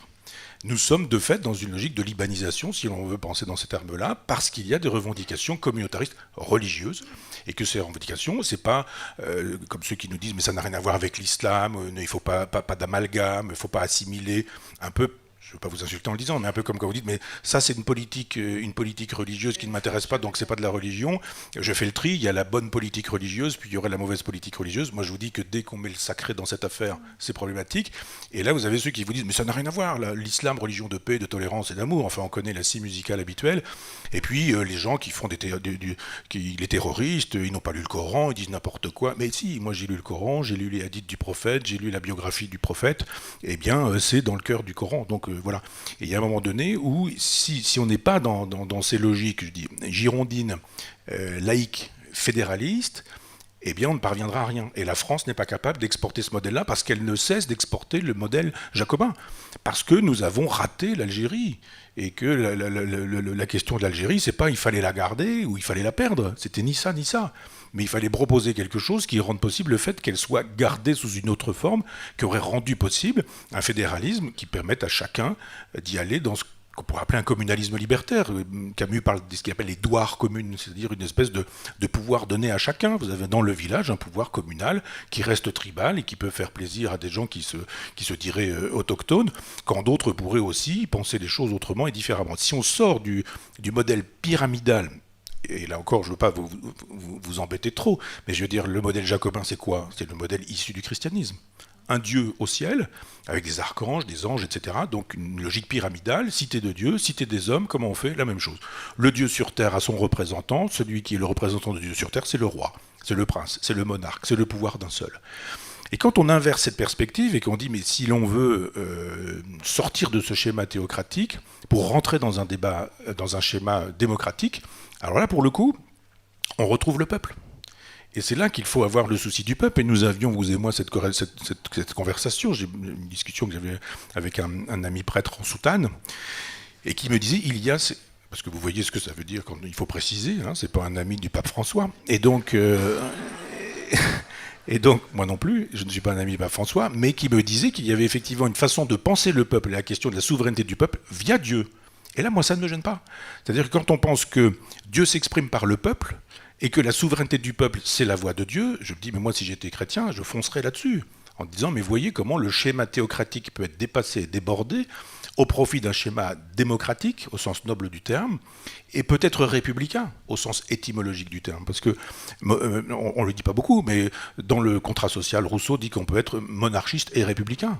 C'est-à-dire les gens ont l'impression que si on est l'un, on n'est pas l'autre et vice-versa. Mais il dit, mais si on a le souci du bien public et de l'intérêt général, eh bien on est en république, de sorte qu'un monarque qui aurait le sens de l'intérêt général et du bien public pourrait être dit républicain. Donc repenser toutes ces catégories-là, c'est très intéressant à la lumière du Liban. Parce qu'avec Stéphane, on est allé au Liban, on a fait un film sur le Liban d'avant l'explosion, et puis après, évidemment, il a fallu refaire un peu ce film à partir de l'explosion. Mais la thèse a été effleurée par Aoun, par Michel Aoun. Mais est-ce que ça a explosé comme ça, naturellement, tout seul? On sait aujourd'hui qu'on peut balancer un drone, que personne ne verra ce drone, et que ce drone peut très bien créer l'explosion qui va faire ce que nous savons désormais. Cette idée du « ah, c'était accidentel », c'est comme Notre-Dame de Paris, hein. L'incendie de Notre-Dame de Paris, c'est accidentel. Il y a des gens dont le métier consiste à vérifier qu'il n'y a pas des mégots, des départs de feu. Ils sont payés pour ça. Il y a des écrans, il y a des vidéos, etc. Le toit de Notre-Dame disparaît. C'est pas un problème. Sinon, on est complotiste. Donc, si on dit, mais moi, j'aimerais bien savoir, question de causalité, le fameux principe, le premier moteur immobile ou la cause incausée, si nous voulons être aristotéliciens, ça vient d'où? Et cette question est, qui a intérêt à déstabiliser le Liban de cette manière-là?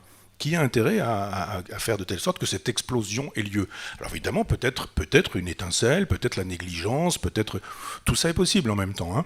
Mais on peut aussi imaginer que, après tout, il y a là une façon de déstabiliser cette partie-là, et qu'il y a des gens qui ont intérêt à déstabiliser cette partie-là. Clairement, le Hezbollah. Hein. Donc je ne dis pas qui a pu le faire, qui l'a fait, ou en disant j'ai des hypothèses, j'ai des certitudes sur ce sujet-là. Je dis simplement qu'on ne peut pas se contenter de dire il y a eu une explosion quand on sait que cette explosion a mis le pays par terre. Et durablement. Et puis juste une dernière remarque, et je serai rapide sur ce sujet parce que j'ai déjà trop parlé, mais je pense que la diaspora libanaise fait assez peu pour son pays. Je trouve qu'il y a beaucoup d'argent à l'étranger, qu'il y a beaucoup de talents, de gens intelligents, brillants, il y a une diaspora brillantissime partout sur la planète, mais que ça n'est pas une façon d'être nationaliste ou d'aimer son pays que de continuer à faire du business partout sur la planète en disant on a quitté ce pays. Je pense que l'amour du pays, quand il est comme ça, lointain, qu'il est un peu folklorique, c'est une chose, mais à un moment donné, on ne peut pas imaginer que quand les Allemands arrivent à Paris en 40, tout le monde s'en aille en disant on laisse la France aux occupants, quoi. Oui, il y a une occupation du Liban par des puissances étrangères. Oui, il y a effectivement une présence palestinienne, il y a une présence iranienne, il y a une présence syrienne et le peuple se fait déborder. Là, on pourrait parler d'un grand remplacement. Mais je pense qu'il y a un moment donné où la solution ne peut pas venir d'un plan du FMI, du genre on vient, on vous donne de l'argent, on reconstruit tout ça, puis vous saurez vous en souvenir quand on aura besoin de partenaires pour nos marchés européens. Je pense qu'on peut penser les choses tout à fait autrement sur ce terrain-là, mais pour ça, il nous faudrait un homme politique, enfin au sens générique du terme, ça peut être une femme politique, mais qui ait une vue générale qui nous permettrait de dire qu'allons-nous entretenir comme relation avec cet endroit du monde, comment allons-nous régler des problèmes qui sont les problèmes de nos relations avec la Turquie, de nos relations avec l'Iran, question chaude ces temps-ci, éminemment chaude, avec la Syrie, avec les Palestiniens, donc avec Israël, c'est-à-dire avec Trump, hein, c'est un jeu où tout se tient, et je pense qu'il faut une subtilité que notre président de la République n'a pas.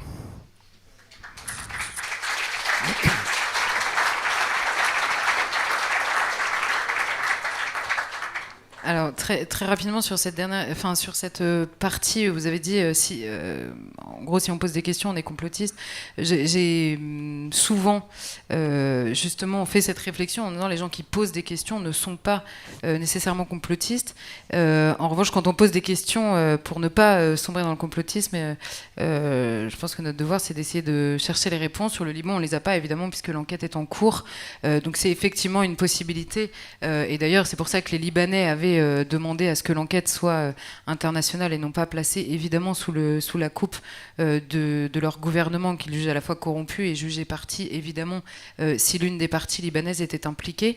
En revanche, sur Notre-Dame, on va vous abonner à Valeurs Actuelles parce qu'on avait fait J'y suis et, je le lis. Alors vous aviez donc lu le papier voilà, 1 an après Notre-Dame où effectivement les enquêteurs eux-mêmes parfois l'accident pourrait ressembler initialement à quelque chose qui n'est pas accidentel, mais là, en l'occurrence, pour le coup, tous les enquêteurs avaient dit voilà, on a eu beau chercher, vraiment, on n'a pas trouvé. Alors, il y a encore une question à l'origine, c'est-à-dire comment ce feu s'est déclenché vraiment. Il n'y a pas vraiment de réponse, mais en revanche, à la fois le mégot ou la personne qui serait rentrée dans Notre-Dame, les enquêteurs sont assez certains que ça n'a pas été le cas. Voilà. Donc ça c'est pour la partie. Ne peut pas mettre le feu à une cathédrale, c'est pas possible. Non mais justement, donc c'est pour ça. Non mais surtout quand il y a des caméras, un point pour dire des que services de surveillance, des pompiers dont le métier consiste à travailler pour vérifier. Mais parfois c'est un enchaînement. Voilà, la première personne qui est montée n'avait pas vu le feu parce qu'elle n'était pas au bon endroit, donc il y a du temps qui s'est passé et parfois il faut accepter que les réponses soient... Enfin bon, bref, on va pas faire un débat sur l'incendie de Notre-Dame, mais je voulais simplement répondre à ça parce que je fais partie des gens qui n'aiment pas quand on accuse de complotisme les gens qui posent des questions, mais je fais aussi partie des gens qui disent qu'il est important pour le bien de tout le pays qu'on accepte aussi parfois des réponses, même quand elles correspondent pas nécessairement à ce qu'on attendait. Sauf que là, il n'y a pas de réponse. Non, il n'y a pas de réponse, mais non, mais si, sur l'enquête, honnêtement, les enquêteurs, ils ont cherché tous les produits qu'il pourrait y avoir, etc. On a quand même eu un début de réponse. Mais bon, bref, je n'ai pas fait l'enquête moi-même, ça c'est vrai aussi. Après, sur la question j'ai retrouvé du coup ce que je voulais dire sur la question des religions, l'espace privé, l'espace public. Vous avez dit vous-même d'ailleurs que Michel Aoun avait commencé à évoquer la question pour une raison simple, c'est que ce que je voulais dire au début, c'est que je trouve assez injuste d'abord et assez peu pertinent en fait de traiter les religions notamment dans leur rapport à la politique parce qu'ils ne sont pas les mêmes et que précisément quand vous dites que la solution en fait pour remettre à leur place le politique et le religieux c'est la laïcité, c'est quand même quelque chose qui a été à la fois pensé et conçu par le catholicisme avant même que ce soit mis en place même chez nous.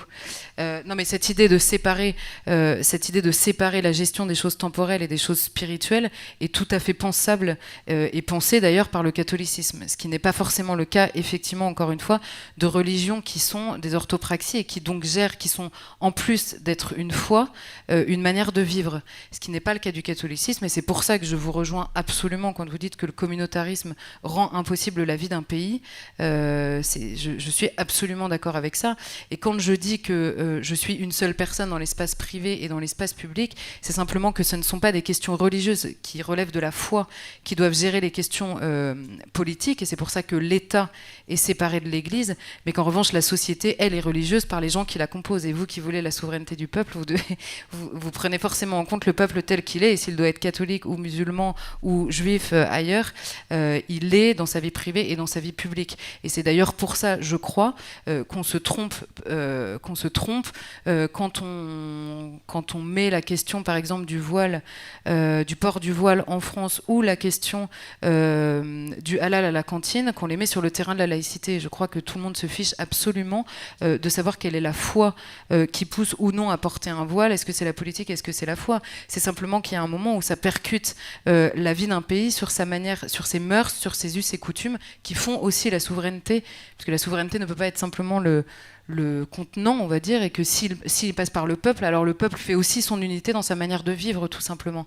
Et donc je crois que la laïcité, c'est une chose qui est franchement, et c'est pour ça que je répondais à l'attaque, en l'occurrence, je ne dis pas la religion, c'est la religion quand ça m'arrange ou pas.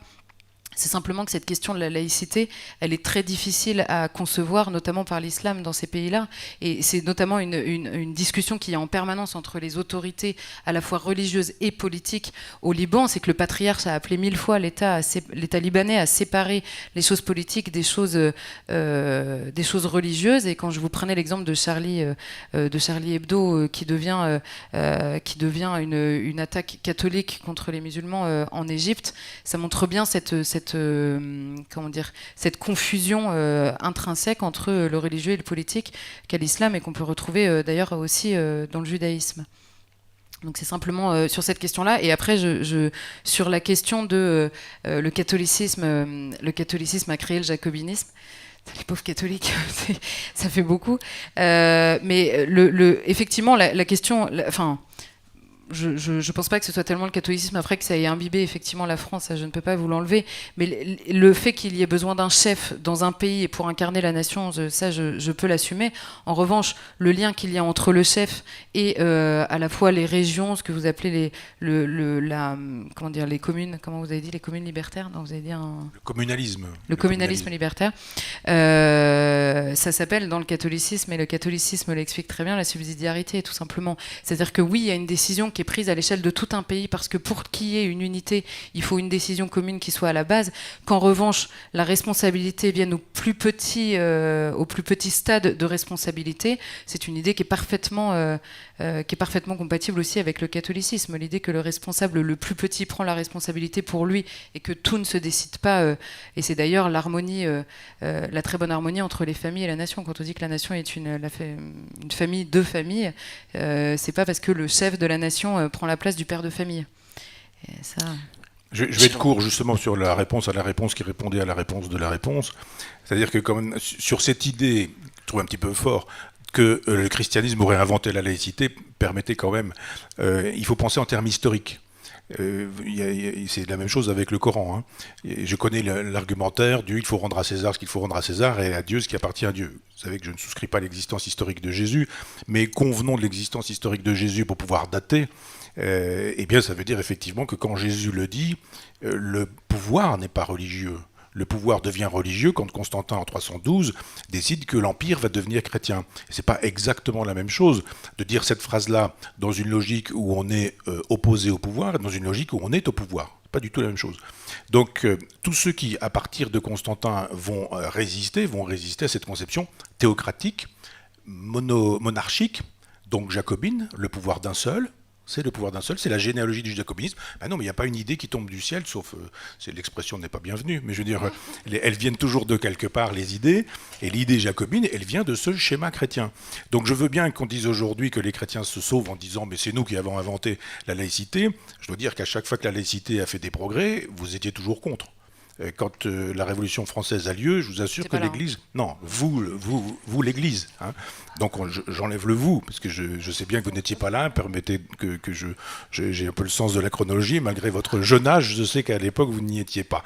Mais quand même, qu'il y a un moment donné où vous faites contre mauvaise fortune bon cœur. C'est-à-dire que vous allez nous expliquer que la séparation de l'Église et de l'État, c'est vous qui l'avez voulu aussi. Il ne faut pas exagérer. À chaque fois la séparation de l'Église et de l'État, pardonnez-moi, mais... Non, je voudrais juste répondre à la réponse qui répondait à la réponse qui était là. Juste dire que le combat laïque ne se fait pas chez les chrétiens. Il se fait contre le christianisme pendant des siècles. Et quand la laïcité parvient à produire des effets, c'est-à-dire quand la théocratie disparaît au profit de la démocratie, c'est la Révolution française. Et je ne sache pas que la Révolution française ait été bénie par l'Église. Vous trouverez des prêtres jureurs, d'accord, mais les prêtres jureurs, c'est comme vous voulez, mais ça peut dire que c'est l'Église. Mais l'Église a toujours refusé la laïcité. En 1905, elle refuse aussi. Puis à un moment donné, vous n'avez plus le choix de ne pas refuser, puisque c'est devenu ce que c'est devenu, donc il vous suffit de dire que c'est vous qui l'avez inventé. Non, soyez bonne joueuse, je dirais. La laïcité s'est constituée contre la théocratie, et à chaque fois qu'il y a eu des progrès de la laïcité, l'Église s'est mise en travers. Qu'aujourd'hui vous puissiez récupérer en disant c'est nous, je trouve que c'est pas fair play, parce que ça ne s'est pas fait comme ça. Quand Marcille Ficin est celui qui commence à penser la laïcité au XIIIe, eh bien ça se fait contre l'Église. Quand on aura des réflexions qui, par exemple, avec le prince de Machiavel, c'est pas exactement le prince, c'est des principatibus, c'est-à-dire des principautés. On a une anthropologisation qui consiste à dire, eh bien maintenant, on va partir de l'homme tel qu'il est. On parlait tout à l'heure de la nature humaine. Hein. On a à ce moment-là cette idée qu'il faut séparer le politique de l'éthique. Et quand on sépare politique et éthique, c'est qu'effectivement, on estime qu'il faut produire des effets politiques qui ne soient pas éthiques. Ben, je vous assure que l'Église n'est pas forcément pour à ce moment-là. Le machiavélisme, c'est pas ce que dit Machiavel, hein, le machiavélisme, mais le machiavélisme, c'est pas théoriquement la pensée de l'Église. C'est peut-être sa pratique, mais c'est sûrement pas sa pensée.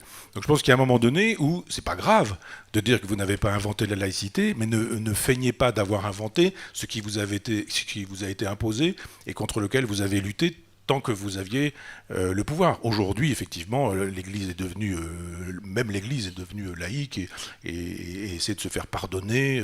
Il n'y a plus de sacré, il n'y a plus de transcendance. Vous voyez que vous le regrettez. Ah oui. Ah mais non, mais bien sûr. Non, mais en fait, sûr. je pense qu'on n'a pas, du tout la même... Bien sûr que je le regrette. Je veux dire qu'on n'a pas besoin de boy scout à la tête de l'Église. On a besoin de gens qui fassent de la théologie, qui aient le sens du sacré. Bien sûr, moi je l'ai dit, je le répète et je le répéterai. Je l'ai dit dans Décadence. J'ai consacré un chapitre à Vatican II. Et quand on regarde le fonctionnement, là, on voit bien que moi, je dirais un grand malheur pour l'Église. Hein. Je dis, c'est pas mon monde. En même temps, c'est le mien. Je suis né dans le christianisme et je reste chrétien. Et je pense, puis j'arrête juste là-dessus, que là aussi, j'ai renoncé à un livre que j'avais prévu pour démontrer qu'il n'y a pas d'historicité du Christ, parce que je me suis dit, je ne veux pas blesser les chrétiens. J'ai blessé avec le traité de la théologie, ce que je n'ai pas voulu, mais bon, ça peut blesser, y compris des gens qui me disent, quand vous dites que Jésus n'existe pas historiquement, c'est une insulte, vous me méprisez, etc. Et je reçois beaucoup de lettres insultantes des catholiques qui ont du mal à aimer le prochain, hein, ou à pardonner les offenses. Mais c'est un peu ce que je reproche au christianisme, d'ailleurs, un certain nombre de chrétiens qui ont du mal avec l'amour du prochain, le pardon des offenses, etc. Mais j'ai dit, bon, je ne savais pas que je pouvais vous humilier en vous apportant des preuves historiques dont j'aimerais que vous puissiez me les réfuter, mais je me suis dit, ce texte-là, ce livre-là, j'ai le plan, j'ai des notes, je ne le fais pas, parce que je pense qu'il faut faire un front commun, de la même manière qu'il faut faire un front commun souverainiste sur le terrain politique, il faut faire un front commun judéo-chrétien. Je crois qu'il faut faire un front commun judéo-chrétien. Et que le front commun judéo-chrétien peut se faire avec des athées. Et donc on a dit, vous êtes un athée chrétien. Je dis non, ça c'est une expression d'André Comte-Sponville. Mais je suis un athée qui défend une civilisation qui est judéo-chrétienne. Et là, pour le coup, on peut faire aussi un front populaire et un front commun. Et puis on peut continuer à se dire des choses sur la laïcité, sur la transcendance, sur le rôle d'Aristote, sur le premier moteur immobile. Et c'est ce qui fait l'intérêt de notre soirée ce soir déjà, hein, de notre soirée, et de la discussion, parce que ça a été ça pendant des siècles, l'histoire de la philosophie. Ça a été, je parlais tout à l'heure de tectonique des plaques avec le Liban, mais la tectonique des plaques entre la théologie et la philosophie. Moi, j'ai beaucoup aimé, enfin, je ne vais pas parler au passé, toujours vivant, mais Benoît XVI, parce que formé à l'herméneutique allemande, son Jésus est d'une qualité extraordinaire, exceptionnelle, et je me dis, mais au moins, on peut débattre. On peut débattre en disant qu'on est d'accord, qu'on n'est pas d'accord, parce que cette conception du débat, elle procède du judéo-christianisme, le fameux pig-pool des juifs, puisque effectivement le judaïsme a produit le catholicisme, et que je parle moi du judéo-christianisme. Alors je sais que ça blesse certains juifs, mais là encore, je dis, le christianisme vient du judaïsme, vous ne pouvez pas l'empêcher. Quand je dis judaïsme, je n'ai pas dit judéo-christianisme. Donc c'est pas exactement la même chose. Mais je crois que nous avons en commun, au-delà de tout ça, Bach, Mozart, Rubens, je sais pas, enfin qui l'on voudra, un Carpaccio, enfin pas le Carpaccio dans la cuisine, mais je veux dire le peintre. Nous avons Kant, nous avons Bossuet, nous avons Pascal, nous avons Dante, nous avons même Cervantes. Enfin, toute cette culture européenne et judéo-chrétienne, je pense qu'elle mérite d'être défendue, et que là, pour le coup, on ne va pas aller chercher justement ceux qui croient en Dieu, ceux qui n'y croient pas, ceux qui croient au ciel, ceux qui n'y croient pas.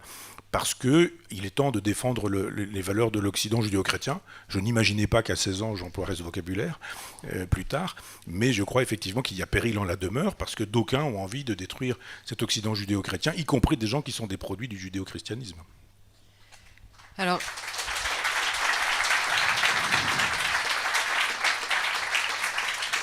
Rapidement sur cette question de la laïcité, en fait, d'abord la séparation de l'Église et de l'État s'est faite bien avant la Révolution française. Il y a qu'à voir l'histoire à la fois des rois et de leurs relations avec le pape, les papes, savoir où habitait le pape. Donc c'est une lutte de pouvoir qui a été faite entre l'Église et l'État, mais qui était déjà séparée. Il y a qu'à voir le nombre de rois qui ont été ne serait-ce qu'excommuniés par les papes. Donc il y avait déjà cette distinction entre les pouvoirs temporels, pour le coup, de l'un et de l'autre. Ensuite, que la France ait été baignée de catholicisme, vous le dites vous-même, vous êtes revenu en voulant défendre une civilisation qui était adossée sur une religion qui se trouve être celle-là. Or, la religion ne relève pas uniquement de la foi, mais aussi d'une réflexion précisément faite autour de cette nature humaine, et que c'est ça, je crois, beaucoup plus que l'implication religieuse dans le politique de l'Église, que la Révolution française, ou en tout cas les Lumières qui ont que pour le coup, l'Église, qui a tenu l'Église loin de la République pendant longtemps, c'est cette question justement de la nature humaine, de l'individualisme, de la question du bien commun et de toutes ces questions-là qui sont profondément des questions de société. Et c'est pour ça que imposer la foi à des personnes, et effectivement, je ne le ferai pas et je ne le défendrai pas. En revanche, que la réflexion de l'Église sur l'homme, indépendamment de la foi, mais ce qui est bon pour l'homme, parce qu'à partir du moment où il a une nature qui est commune à tous, il y a des choses qui sont bonne ou mauvaise pour cette nature-là, et là l'Église a des choses à dire, donc c'est cette distinction, et par ailleurs les Vendéens, pour ne prendre que, se sont pas spécialement dressés parce qu'on voulait séparer la gestion des choses temporelles des choses spirituelles. Ils sont d'abord levés évidemment contre la guerre que par ailleurs les Girondins défendaient à l'époque, et que surtout les prêtres jureurs, et c'est là que c'est assez marrant, c'est que vous dites que l'Église à l'époque n'a pas voulu se séparer du politique, mais pardon, c'est le politique qui est venu chercher les curés pour les faire jurer précisément sur un projet qui était politique. Donc c'est le politique qui a voulu récupérer la religion pour la mettre sous sa coupe. Et enfin, sur la question de la laïcité, quand je dis que le catholicisme peut comprendre la distinction parce qu'il l'a pensé et qu'il le pense, justement, cette différence entre la gestion des choses spirituelles et la gestion des choses temporelles, c'est sur cette question de savoir est-ce que la laïcité dans une société, et je pense que c'est là-dessus qu'on n'est pas d'accord, puisque vous évoquez 1905, où effectivement l'Église a été encore une fois un peu malmenée pour le coup par le politique en premier, c'est que la laïcité telle que conçue par le catholicisme sépare les choses spirituelles des choses temporelles, l'État de l'Église. Or, la laïcité à la française, à la fois dans les années les plus violentes de la Révolution française et surtout en 1905, a voulu séparer l'homme de Dieu, d'une part, et surtout la société française de l'idée effectivement de la civilisation catholique de la civilisation française, mais qui du coup était baignée de catholicisme, sur cette nature de l'homme. Pourquoi je dis ça ? Parce qu'en 1905, ça arrive après d'autres lois qui étaient infiniment plus, qui n'étaient pas des lois de laïcité ou de séparation de l'Église et de l'État, qui étaient une volonté extrêmement claire et par étapes de déchristianiser la société.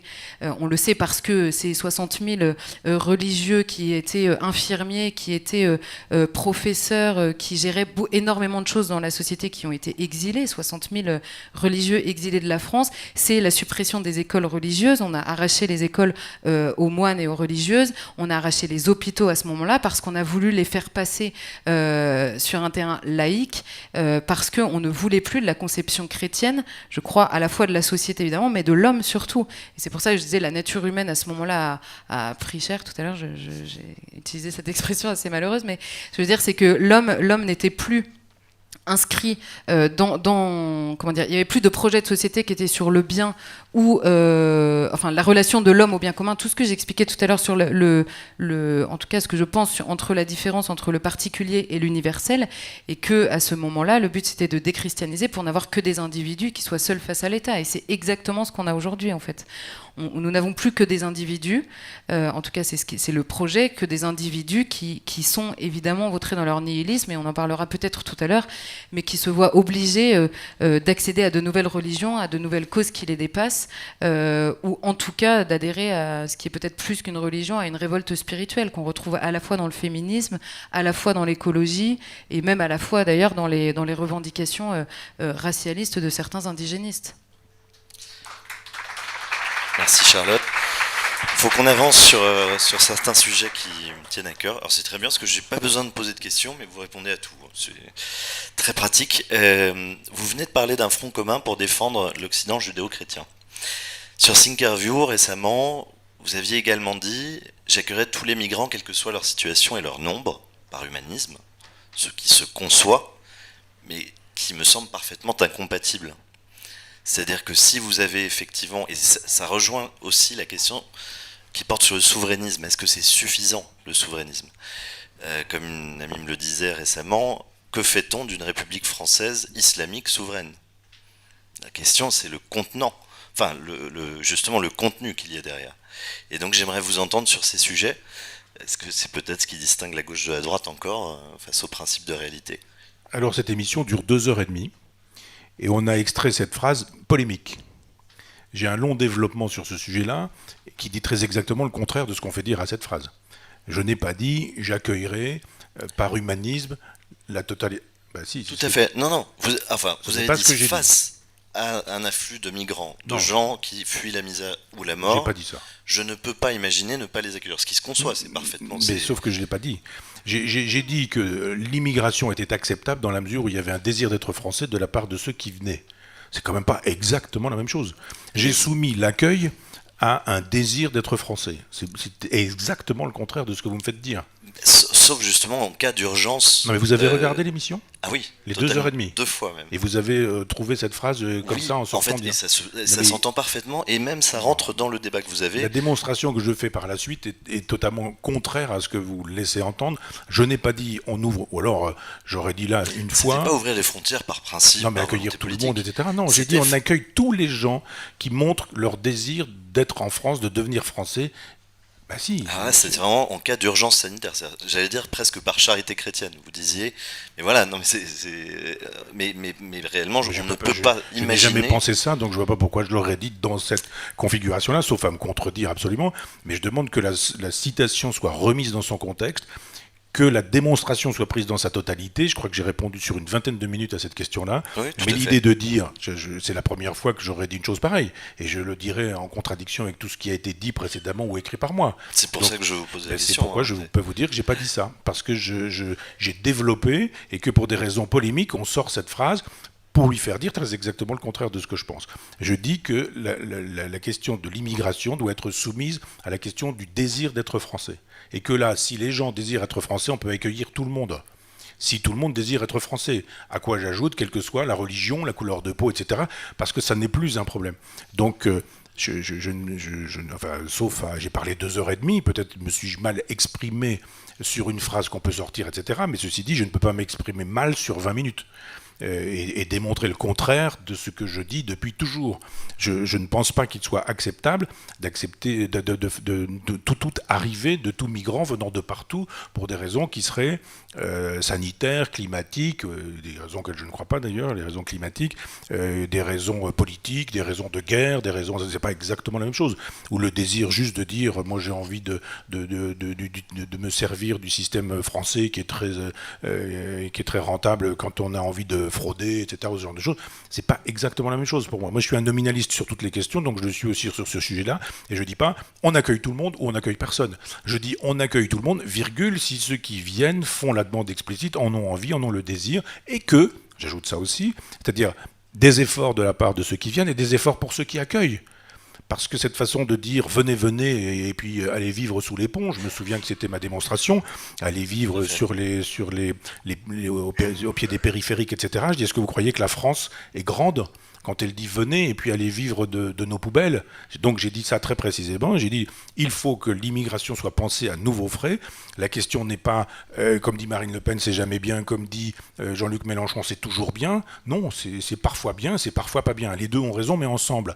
Et donc c'est bien quand des gens disent on a envie d'être français. On a fêté le numéro 2 de Front Populaire hier soir avec une jeune fille camerounaise formidable, et personne n'aurait dit mais vous vous êtes noir, vous êtes ceci. Elle adore la France plus que nombre de Français. Hein. Donc je ne fais pas une question la question de l'immigration pour moi n'a rien à voir avec la couleur de peau, avec la religion, je ne sais quoi. Ça a à voir avec le désir d'être français, l'envie d'être français. Ça veut dire être français, ça veut dire effectivement pour le coup être laïque si on est musulman. On a le droit de ne pas manger de porc et de ne pas boire d'alcool, mais chez soi. Et on ne milite pas pour que dans les écoles ce soit le cas, dans les menus des écoles, etc., etc. Non, j'ai très précisément dit que pour penser l'immigration en dehors de l'idéologie qui voudrait que ce soit toujours bien ou jamais bien, il faut dire quand c'est intéressant, quand ça ne l'est pas. Et c'est intéressant quand les gens ont vraiment envie de devenir français, je crois à l'intégration. Quand ils n'ont pas le désir, non, c'est pas désirable, c'est pas souhaitable. Et par ailleurs, pour ceux qui arrivent, il ne suffit pas de dire venez puis débrouillez-vous, c'est la sauvagerie, vous ne parlez pas la langue, on ne vous explique pas les us et coutumes, on ne vous explique pas l'histoire, on ne vous explique d'ailleurs rien du tout, et puis faites comme vous voulez, débrouillez-vous, etc. Je ne pense pas que ce soit digne de résoudre le problème de l'immigration sur le principe libéral en disant venez si vous pouvez, si vous avez de l'argent et que vous payez un passeur, il n'y a aucun problème, venez, on vous accueillera, on vous ouvrira. Je ne défends pas ça. Donc il faudrait peut-être que je m'écoute à nouveau et que je vois quelle phrase a été dite et quel est le contexte. J'étais de bonne foi en vous posant la question. Non, mais je me doute bien, mais je vous dis l'entièreté de l'émission. Mais convenez qu'il y a au moins 25 minutes autour de cette question. Tout à fait. Oui, bien sûr. Et j'ai pas et les 25 minutes ne semblent pas vous donner raison. Mais j'assumerai, je vous assure que si je pensais ça, il n'y a aucun problème, j'assume tout ce que je pense, et je ne suis pas du genre, ça se voit, ça se sait un peu, et si je le pensais véritablement, je le dirais, j'aurais aucune honte, aucune crainte à me faire traiter de nazi, c'est déjà fait, de DA, de Doriot, il n'y a pas de problème, de pédophile refoulé ou d'antisémite, j'ai eu droit à tout ça, vous savez, il n'y a aucun problème, j'assumerais cette pensée-là si elle était de moi. Et sur le souverainisme et Front Populaire, alors je vous embête une dernière fois, là c'est sur les propos récents chez Jean-Baptiste Boursier, sur l'idée de recréer un courant de gauche. Alors, peut-être été mal interprété. L'idée de Front Populaire à l'origine, il m'avait semblé que c'était un rassemblement des souverainistes de tous les horizons. Est-ce que vous pensez finalement qu'il vaut mieux se réserver à ceux qui sont de gauche ? Je ne le pense pas, mais voilà, j'aimerais que vous nous parliez de ce projet, comment il évolue. C'est la sortie du deuxième numéro aujourd'hui, qui va porter sur l'état profond. Et je vous incite tous à le lire. J'y suis abonné depuis le départ. Donc voilà, est-ce que vous pouvez nous parler de ce projet ? Oui, alors là c'est pareil, ça procède d'une espèce de prélèvement. Je parle beaucoup, probablement trop, je m'exprime en permanence comme ça. D'un seul coup on dit mais vous avez dit ceci. Vous avez dit ceci, ça veut dire quoi ? Finalement, vous êtes un sous-marin de la gauche, etc. J'ai jamais caché qui j'étais, ce que je pensais, et vous l'avez même dit tout à l'heure. Donc effectivement, quand on dit, alors finalement, c'est pas ce que vous dites, c'est le contraire. Finalement, vous roulez pour la gauche, vous allez finir par voter Macron, je sais pas quoi, enfin toutes les sottises possibles et imaginables. J'ai dit sur, je sais plus qui, chez Bourdin ce matin, que je défendais effectivement le vaccin et le principe du vaccin, parce que l'école républicaine nous apprenait l'asepsie, l'antisepsie, la vaccine, Pasteur, etc. Et que je disais que c'était sidérant qu'aujourd'hui on puisse refuser. J'ai reçu des commentaires du genre par quel labo pharmaceutique êtes-vous payé, on serait en train de devenir un vendu au capital, etc. Alors bon, on va pas faire comme à la télévision en disant vous avez dit j'ai retiré une phrase, vous avez dit j'ai retiré une phrase. Quand on écrit 130 livres et qu'on parle en permanence, il y a un moment donné où effectivement peut-être n'est-on pas précis sur une phrase, mais il faut pas faire dire le contraire de ce que on aura pu dire quand des kilomètres d'écriture et des heures de parole témoignent du contraire. Donc j'ai dit et je répète que l'homme de gauche que je suis veut réunir les souverainistes de droite et de gauche. Vous allez me dire, c'est déjà pas un truc d'une pensée de droite que de dire qu'on veut réunir une pensée de gauche, que de dire qu'on veut réunir des gens de droite et de gauche. Mais je veux dire de fait que les problèmes qu'on a eus, on les a surtout eus avec la gauche, qui ne veut pas de ce projet-là. La droite le veut bien, la droite est plus tolérante que la gauche sur cette question-là.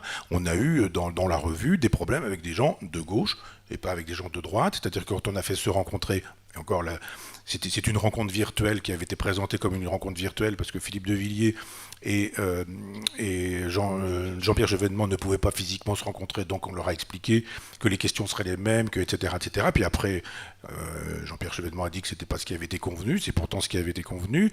Et puis après, il y a des gens qui ont dit, mais enfin quoi, Chevènement, mais qu'est-ce qu'il fait là ? Et puis d'autres qui disent, mais enfin de Villiers, pourquoi est-il dans cette revue, etc.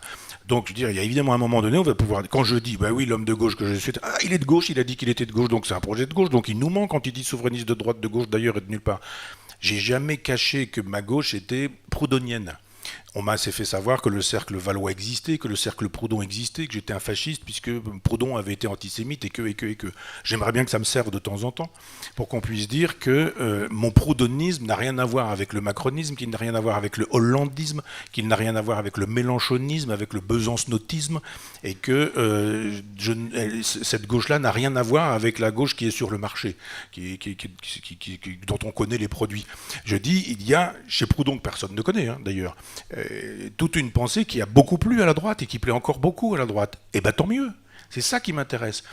Marx, encore que, il y a des marxistes de droite, mais je veux dire, il y a chez Proudhon toute une pensée extrêmement intéressante. Oui, si, il y a des marxistes d'extrême droite. Oui, il y a des gens qui considèrent que... Mais non, mais oui, non, mais il faut lire les gens qui estiment qu'il y a une pensée extrêmement intéressante sur le capital, sur la fétichisation de la marchandise, sur le rôle de la violence dans l'histoire, sur la question de la dictature des masses, des avant-gardes éclairées. Je vous assure que je suis lecteur de ces auteurs-là et que je n'invente pas. Élément en parle d'ailleurs régulièrement et pense ces questions-là et fort justement. Donc sur cette gauche proudhonienne qui est la mienne, j'aimerais qu'on arrête de se servir de ces étiquettes pour dire alors il est immigrationniste parce qu'il a dit ça, et puis il est de gauche finalement, donc il avance en sous-marin et puis après on va se retrouver avec la question du genre alors vous allez au présidentiel ou pas. Donc je pense que le schéma journalistique ne s'impose pas, qui est celui du prélèvement de la petite phrase pour faire commenter la petite phrase en disant ah mais il y a peut-être 15-20 ans chez vous d'un comportement particulier, mais il y a une phrase qui pourrait donner tort à votre comportement pendant 15-20 ans. J'admets que peut-être sur 2h30 j'ai pu être maladroit sur une formule, j'en sais rien, je ne me suis pas réécouté, je ne me réécoute jamais, mais ce que je sais c'est que si cette formule est maladroite, eh bien, il y a derrière elle 25 minutes de démonstration qui ne peuvent pas être maladroites, puisque pendant 25 minutes, j'ai développé cette idée que l'immigration devait être pensée. J'utilise pas le concept immigration choisie, parce que ça a été... Chirac l'utilisait, la gauche l'utilisait, Juppé, ils ont tous voulu Sarko de l'immigration choisie. Je dis non, c'est pas... On va aller chercher des ingénieurs, on va chercher des médecins. C'est ça l'immigration choisie, c'est pas mon truc à moi. C'est-à-dire si je préfère un manœuvre qui a envie d'être français et qui vient du Mali, plutôt qu'un ingénieur malien qui lui est musulman et a pas envie d'être français. Donc on va pas faire une immigration choisie en fonction des compétences qui consistent à dire toutes les qualités intellectuelles, on les prend et puis on va vider votre pays en plus. Je dis juste qu'on arrêtera, il faut arrêter de penser la question de l'immigration en termes réaliste, pour vous qui connaissez la philosophie médiévale, c'est-à-dire de croire que l'idée est une réalité. L'immigration, avec un I majuscule, et puis des gens qui disent « Ah, c'est pas bien ». Et puis des gens qui disent « Ah, c'est bien ». Je dis « Non, c'est pas ça. L'immigration, c'est nominaliste. C'est qui, c'est quand, c'est quoi, c'est comment, de quelle manière, comment ça se passe ». Et si ça se passe effectivement dans le genre « On ouvre les frontières, on accueille tout le monde », je ne peux pas avoir dit ça parce que je ne l'ai jamais pensé. Sauf à croire que j'aurais voulu séduire des gens, mais avec juste une phrase qui serait perdue dans 2h30, etc. Donc non, je ne crois pas à une immigration massive, libérale, on ouvre les frontières et on accueille tout le monde. Je dis on accueille des gens qui veulent être accueillis et on leur donne les moyens d'être accueillis dans des conditions dignes. Sur cette question, effectivement, théoriquement, je suis d'accord avec vous sur le fait de distinguer les gens à la fois qu'on accueille et la manière dont on les accueille. Maintenant, les deux conditions que vous mettez me semblent être un stop assez violent à l'immigration aujourd'hui. Pour une simple raison, c'est qu'il y a déjà des gens, comme vous l'avez dit, qui sont à la fois sous les ponts et extrêmement mal accueillis aujourd'hui. Il y a énormément de gens en France aujourd'hui qui sont déboutés du droit d'asile. Donc l'État français s'assied sur sa propre loi et ses propres exigences en gardant ces gens ici au détriment évidemment des gens qui nécessiteraient d'être accueillis et qui nécessiteraient des moyens. Et la dernière chose, c'est que vous dites qu'il faut qu'il y ait un désir de la personne émigrée de devenir français. Je crois qu'il y a d'abord une nécessité absolue pour la France d'expliquer ce qu'est être français aujourd'hui, parce que on ne l'apprend plus, et vous l'avez d'ailleurs évoqué assez rapidement sur la question de l'histoire, mais on ne l'apprend plus pour une raison simple, c'est qu'on ne veut plus l'apprendre et qu'on veut surtout la déconstruire. Donc aujourd'hui, étant donné que les petits Français qui sont là depuis 1000 ans ne savent même plus très exactement ce qu'est la France et pourquoi ils ont des raisons d'être fiers, quelles sont leurs gloires et ce qui a été beau dans leur histoire et ce qui est beau dans leurs racines précisément, je crois que c'est encore plus difficile effectivement de l'expliquer à d'autres qui arriveraient et qui voudraient devenir français. Et quand on entend effectivement, depuis tout à l'heure on parle de la France en disant il faut choisir la France, et quand on entend les hommes politiques pour le coup de partout et de tous bords nous expliquer que pour devenir français, il faut s'adapter, choisir et accepter les lois de la République. Je crois que là, il y a une erreur absolument majeure qui nous a mis dedans, pour reprendre une expression extrêmement jolie. C'est simplement que quand on ne parle que de République, qui est un régime, une manière de gouverner, et quand on ne parle que de valeurs qui sont par définition mouvantes, au lieu de parler de principes, d'histoire et de quelque chose qui nous a précédés et qu'on a quand même un tout petit peu le devoir de transmettre, il est évident que s'adapter à des lois, je peux demain aller en Chine et respecter les lois chinoises sans jamais devenir chinoise. Or, c'est le problème qu'on a aujourd'hui, simplement qu'on ne veut plus expliquer ce qu'est un pays, ni aux Français qui le sont aujourd'hui, ni à ceux qui pourraient le devenir demain. Et c'est le fameux, pour résumer un peu cette idée-là, ça fait 30 ans SOS Racisme qui se crée sur le droit à la différence en expliquant qu'on est tous les mêmes. J'ai toujours pas compris, en fait, 35 ans après. Vouloir qu'on soit tous les mêmes avec un droit à la différence, ça paraît quand même extrêmement compliqué. Dont vous faisiez l'éloge tout à l'heure. Non, sur la question d'être français, non, la glorification des origines, et en plus d'aller créer une marche des beurs avec précisément une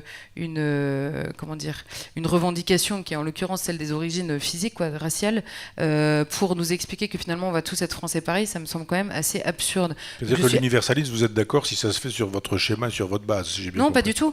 Simplement, la différence des personnes entre elles, évidemment, la différence de pensée, la différence de la manière de réfléchir, la différence d'idées à laquelle on aboutit. Le débat, en réalité, évidemment qu'il est possible en étant tous français, même la différence de foi, ce que j'expliquais tout à l'heure, ce qui s'est passé au début du siècle. En revanche, la glorification des origines, quand elles sont culturelles, quand elles sont religieuses, et quand en fait elles définissent des us et des coutumes, des mœurs, une manière de vivre, et un attachement à la fois géographique, historique, qui est étranger, je ne vois pas comment cette revendication-là peut faire un Français comme les autres, en fait. Il peut pas y avoir, il faut une primauté en fait, c'est ça la réalité. Il faut une primauté qui n'a jamais été à la fois imposée ni défendue et qui n'est même plus connue de ce qu'est être français en France en fait. C'est une contradiction avec l'universalisme que vous proposez. Vous êtes universaliste pourvu qu'on se range sous votre bannière. Pas du tout, mais enfin vous avez dit exactement la mais même c'est chose comme l'universalisme chrétien. Non, l'universalisme il est dans la nature humaine, il n'est pas dans l'appartenance nationale. L'italien est homme. Parce que vous pensez qu'on est italien par nature? Non, justement. Humaine? Non. Alors, tous les hommes ont la même nature, ce qui fait qu'on peut défendre des principes pour les hommes du monde entier. Je prenais l'exemple de la tyrannie ou la tentation des murges, etc. Donc ça, on peut le défendre pour les hommes du monde entier. En revanche, on accède à l'universel, à savoir le beau, le bien, le vrai, quoi. On accède. Non, vous dites quoi, mais par le particularisme. Il n'y a pas le beau, le vrai, le bien. Non, ça marche pas, ça. Bien sûr. Bien sûr que non. En Papouasie-Nouvelle-Guinée, la notion du beau n'est pas. Enfin, encore que la Papouasie-Nouvelle-Guinée aujourd'hui, ça n'a pas grand-chose à voir. Mais la conception du beau est une chose très récente. Pendant des siècles, il n'y a pas eu de conception du beau. Le beau, c'est très tardif, c'est très daté, puis ça a disparu. Il y avait de l'art avant le beau, et il y a aujourd'hui de l'art indépendamment du beau. Vous parlez du beau, du vrai, du bien, comme si c'était des valeurs justement célestes. Non, pas des valeurs, des recherches, oui, de l'homme. Ou des recherches, comme vous voulez, ou des instances, ou des entités, ou des identités, ou des concepts, ou des notions, comme vous voudrez. Mais je veux dire que l'idée de dire le vrai, le beau, le bien, donc oui, voilà, c'est évident pour tout le monde, bien sûr que non. Non, j'ai justement pas dit ça. J'ai dit on accède à cet universel par la recherche du particulier, et que donc non, ça ne contrevient pas à mon idée universelle que tous les hommes ont une nature qui fait qu'il y a des principes qu'on peut défendre par rapport à l'homme, qu'il y a certaines choses qui sont bonnes ou mauvaises pour tous les hommes du monde. Par exemple l'esclavage, par exemple la torture, où on peut s'entendre pour dire que c'est mauvais pour tous les hommes du monde parce que leur nature exige la dignité et le respect de cette dignité. Non mais moi je vous le dis parce que moi c'est ma conception de l'universalité. Le problème c'est pas votre conception, c'est la réalité. Le problème c'est pas de savoir ce que vous pensez, c'est savoir ce qui est. Vous avez beau dire l'universel, etc. Mais qu'est-ce qui contrevient à ça alors? Mais c'est Kant qui nous dit le beau est ce qui plaît universellement et sans concept. C'est faux. Le beau n'est pas ce qui plaît universellement et sans concept. Ça n'existe pas le beau. Mais je suis Ce sont des beaux sociologiques, des beaux historiques. Il n'y a pas ou du bon ou du bien historique et qui sont évidemment contradictoires. Et nous sommes d'accord. Vérité en deçà, erreur en delà. Hein. Donc, et même, il s'agissait pour Pascal des Pyrénées. Donc, il s'agissait entre la France et l'Espagne. Hein. C'était pas entre la France et le royaume de Siam ou je ne sais quoi. Non, je pense que la question de l'universel est vraiment la question qui mérite d'être posée, mais qu'on ne peut pas, à partir de l'idée que nous aurions une nature humaine qui serait universelle, ça tout le monde en convient, imaginer que pour autant il n'y aurait pas une diversité des valeurs, une diversité des civilisations, une diversité des cultures, et notamment des cultures. C'est exactement ce que je dis en fait. Je ne suis pas bien sûr. Bah alors, notamment, je m'exprime extrêmement mal, mais... Notamment des cultures qui accueillent et des cultures qui n'accueillent pas, des cultures qui intègrent et des cultures qui n'intègrent pas, des cultures qui soient ouvertes et des cultures qui soient fermées. Et c'est pas exactement la même chose que de dire il y aurait un universel à partir de la nature humaine. Non, l'universel de la nature humaine fait que, bien sûr, vous aurez que le papou, que le chinois, que etc. ont des problèmes, le même groupe sanguin ou ce genre de choses, et que le cœur est placé au même endroit. On est à peu près d'accord là-dessus. Mais il n'empêche que les perspectives historiques, les perspectives civilisationnelles ne sont pas les mêmes du tout. Ah ben bien sûr. Bon, bah alors on est d'accord. On est absolument d'accord. Eh bien, écoutez, malheureusement... Mais là, vous faites pas une démonstration que mon universalisme est relatif. Vous faites simplement une démonstration avec laquelle je pourrais être d'accord que les civilisations ne se valent pas par principe. Et ça, je suis absolument d'accord. Je dis simplement que pour accéder à l'universel, il faut passer par le particulier. Oui, mais justement, notre civilisation a pour spécificité d'accueillir. Et que c'est comme ça que ça s'est constitué. Et d'autres civilisations n'avaient pas la perspective d'accueillir, et d'autres non plus. Et d'autres aujourd'hui ont même des propositions qui sont très, très exactement l'inverse et qui excluent. Et je dis que, est-ce qu'on reste dans la fameuse société ouverte, la société close de Bergson, hein? C'est la question qui se pose. Et moi, je pense qu'on a une tradition d'ouverture, que cette tradition d'ouverture doit être conditionnelle, et qu'il y a des sociétés qui sont des sociétés closes et de fermeture, et il n'y a pas de conditions. Et de fait, vous ne pouvez pas devenir chinois, vous ne pouvez pas devenir non plus, vous ne pouvez pas faire partie vous ne pouvez pas devenir juif. Si vous n'êtes pas juif, vous ne pouvez pas le devenir. Alors bien sûr, on peut se convertir, on peut etc. Mais il y a effectivement des sociétés closes et puis des sociétés ouvertes. La société française notamment, la société, je dirais plutôt européenne, a une tradition d'ouverture. Alors ouverture, ça ne veut pas dire à n'importe qui, n'importe quand, n'importe comment. Mais en ce sens, je pense que ça reste une des traditions de la France de dire nous allons organiser les conditions de l'accueil. Et en même temps, savoir qu'il y a sûrement, vous avez raison, un universel anatomique, physiologique, biologique, c'est évident, nous sommes des mammifères, mais qu'en dehors de ça, eh bien, effectivement, il y a des civilisations diverses dont certaines sont capables d'accueillir et d'autres pas. Alors il se fait que nous ne sommes pas en état d'accueillir d'autres civilisations puisque nous détestons la nôtre. Et c'est là qu'est le problème. Hein. Alors il va être mais là, c'est la question du nihilisme. Il va être temps malheureusement de rendre la salle. Donc si vous aviez chacun un mot de conclusion, Charlotte, pour commencer. Et avec un peu d'espoir, si possible. Michel Onfray, alors. Vous voulez avoir le dernier mot, comme on dit. Exactement. Je pense que l'intérêt de votre poème était qu'il disait quelque chose qui pour moi est essentiel. Nous n'avons pas, Stéphane et moi, appelé cette revue Front Populaire par hasard. Quand il s'agit de faire front, et il y a quelque chose qui est plus important que ce qui nous rassemble est plus important que ce qui nous sépare. Donc on peut avoir effectivement des discussions un peu byzantines sur les discussions que nous avons. Je ne déprécie pas pour autant, elles sont intéressantes. Ça montre d'ailleurs que la France, le génie français, c'est aussi l'esprit de finesse. C'est pas seulement l'esprit de géométrie, mais c'est aussi l'esprit de finesse. Et qu'il y a une façon française de penser. La philosophie française, c'est pas la philosophie allemande, c'est pas etc. Mais si on veut effectivement faire un front populaire, c'est parce qu'il y a un front populicide. Et que c'est un mot que j'emprunte à Gracchus Babeuf, qui disait qu'effectivement, il y a eu un génocide vendéen, il n'a pas utilisé le mot, mais enfin, ça voulait dire la même chose, et qu'il y a eu donc un populicide. On a voulu tuer un peuple. Je pense effectivement qu'on peut élargir ce terme et qu'il y a aujourd'hui des gens qui veulent tuer des peuples. Et que les Maastrichtiens, les gens qui défendent l'Europe libérale, les gens qui aspirent au gouvernement planétaire, les gens qui sont dans la logique de l'État profond, sont effectivement des gens qui veulent en finir avec cette... J'ai perdu mon idée aussi, on était sur quoi là ce sont des gens qui font front. Non, parce que j'avais une plaisanterie à faire sur Macron, puis je me suis dit retiens-toi, ne la fais pas. Et donc il y a un front populicide, et ce front populicide, il est très bien constitué, puisqu'il y a des gens de gauche, il y a des gens de droite, il y a des gens qui croient, il y a des gens qui ne croient pas, il y a des musulmans, il y a des catholiques, il y a des juifs, il y a des protestants, mais eux, ils sont capables de faire un front populicide. Et je dis que ce qui nous intéresse, à Stéphane et moi, et à toute l'équipe, et à tous les amis, et à tous ceux qui viennent nous rejoindre sur le site, qui s'abonnent, etc., c'est de dire, faisons fi de ces différences-là, si nous voulons vraiment que le peuple revienne, qu'il y ait un souci du peuple, eh bien, il faut que nous fassions front. De sorte que, finalement, je vous donne raison sur le poème de je ne sais plus qui, j'ai oublié son nom, mais qu'effectivement, il y a ceux qui croient au ciel et ceux qui n'y croient pas, mais que l'important, c'est que nous reconstituions ou que nous pérennisions une France qui est en bien mauvais état, mais que c'est plutôt ça qui nous réunit, c'est donc plutôt ça qui m'intéresse. Merci Michel Onfray.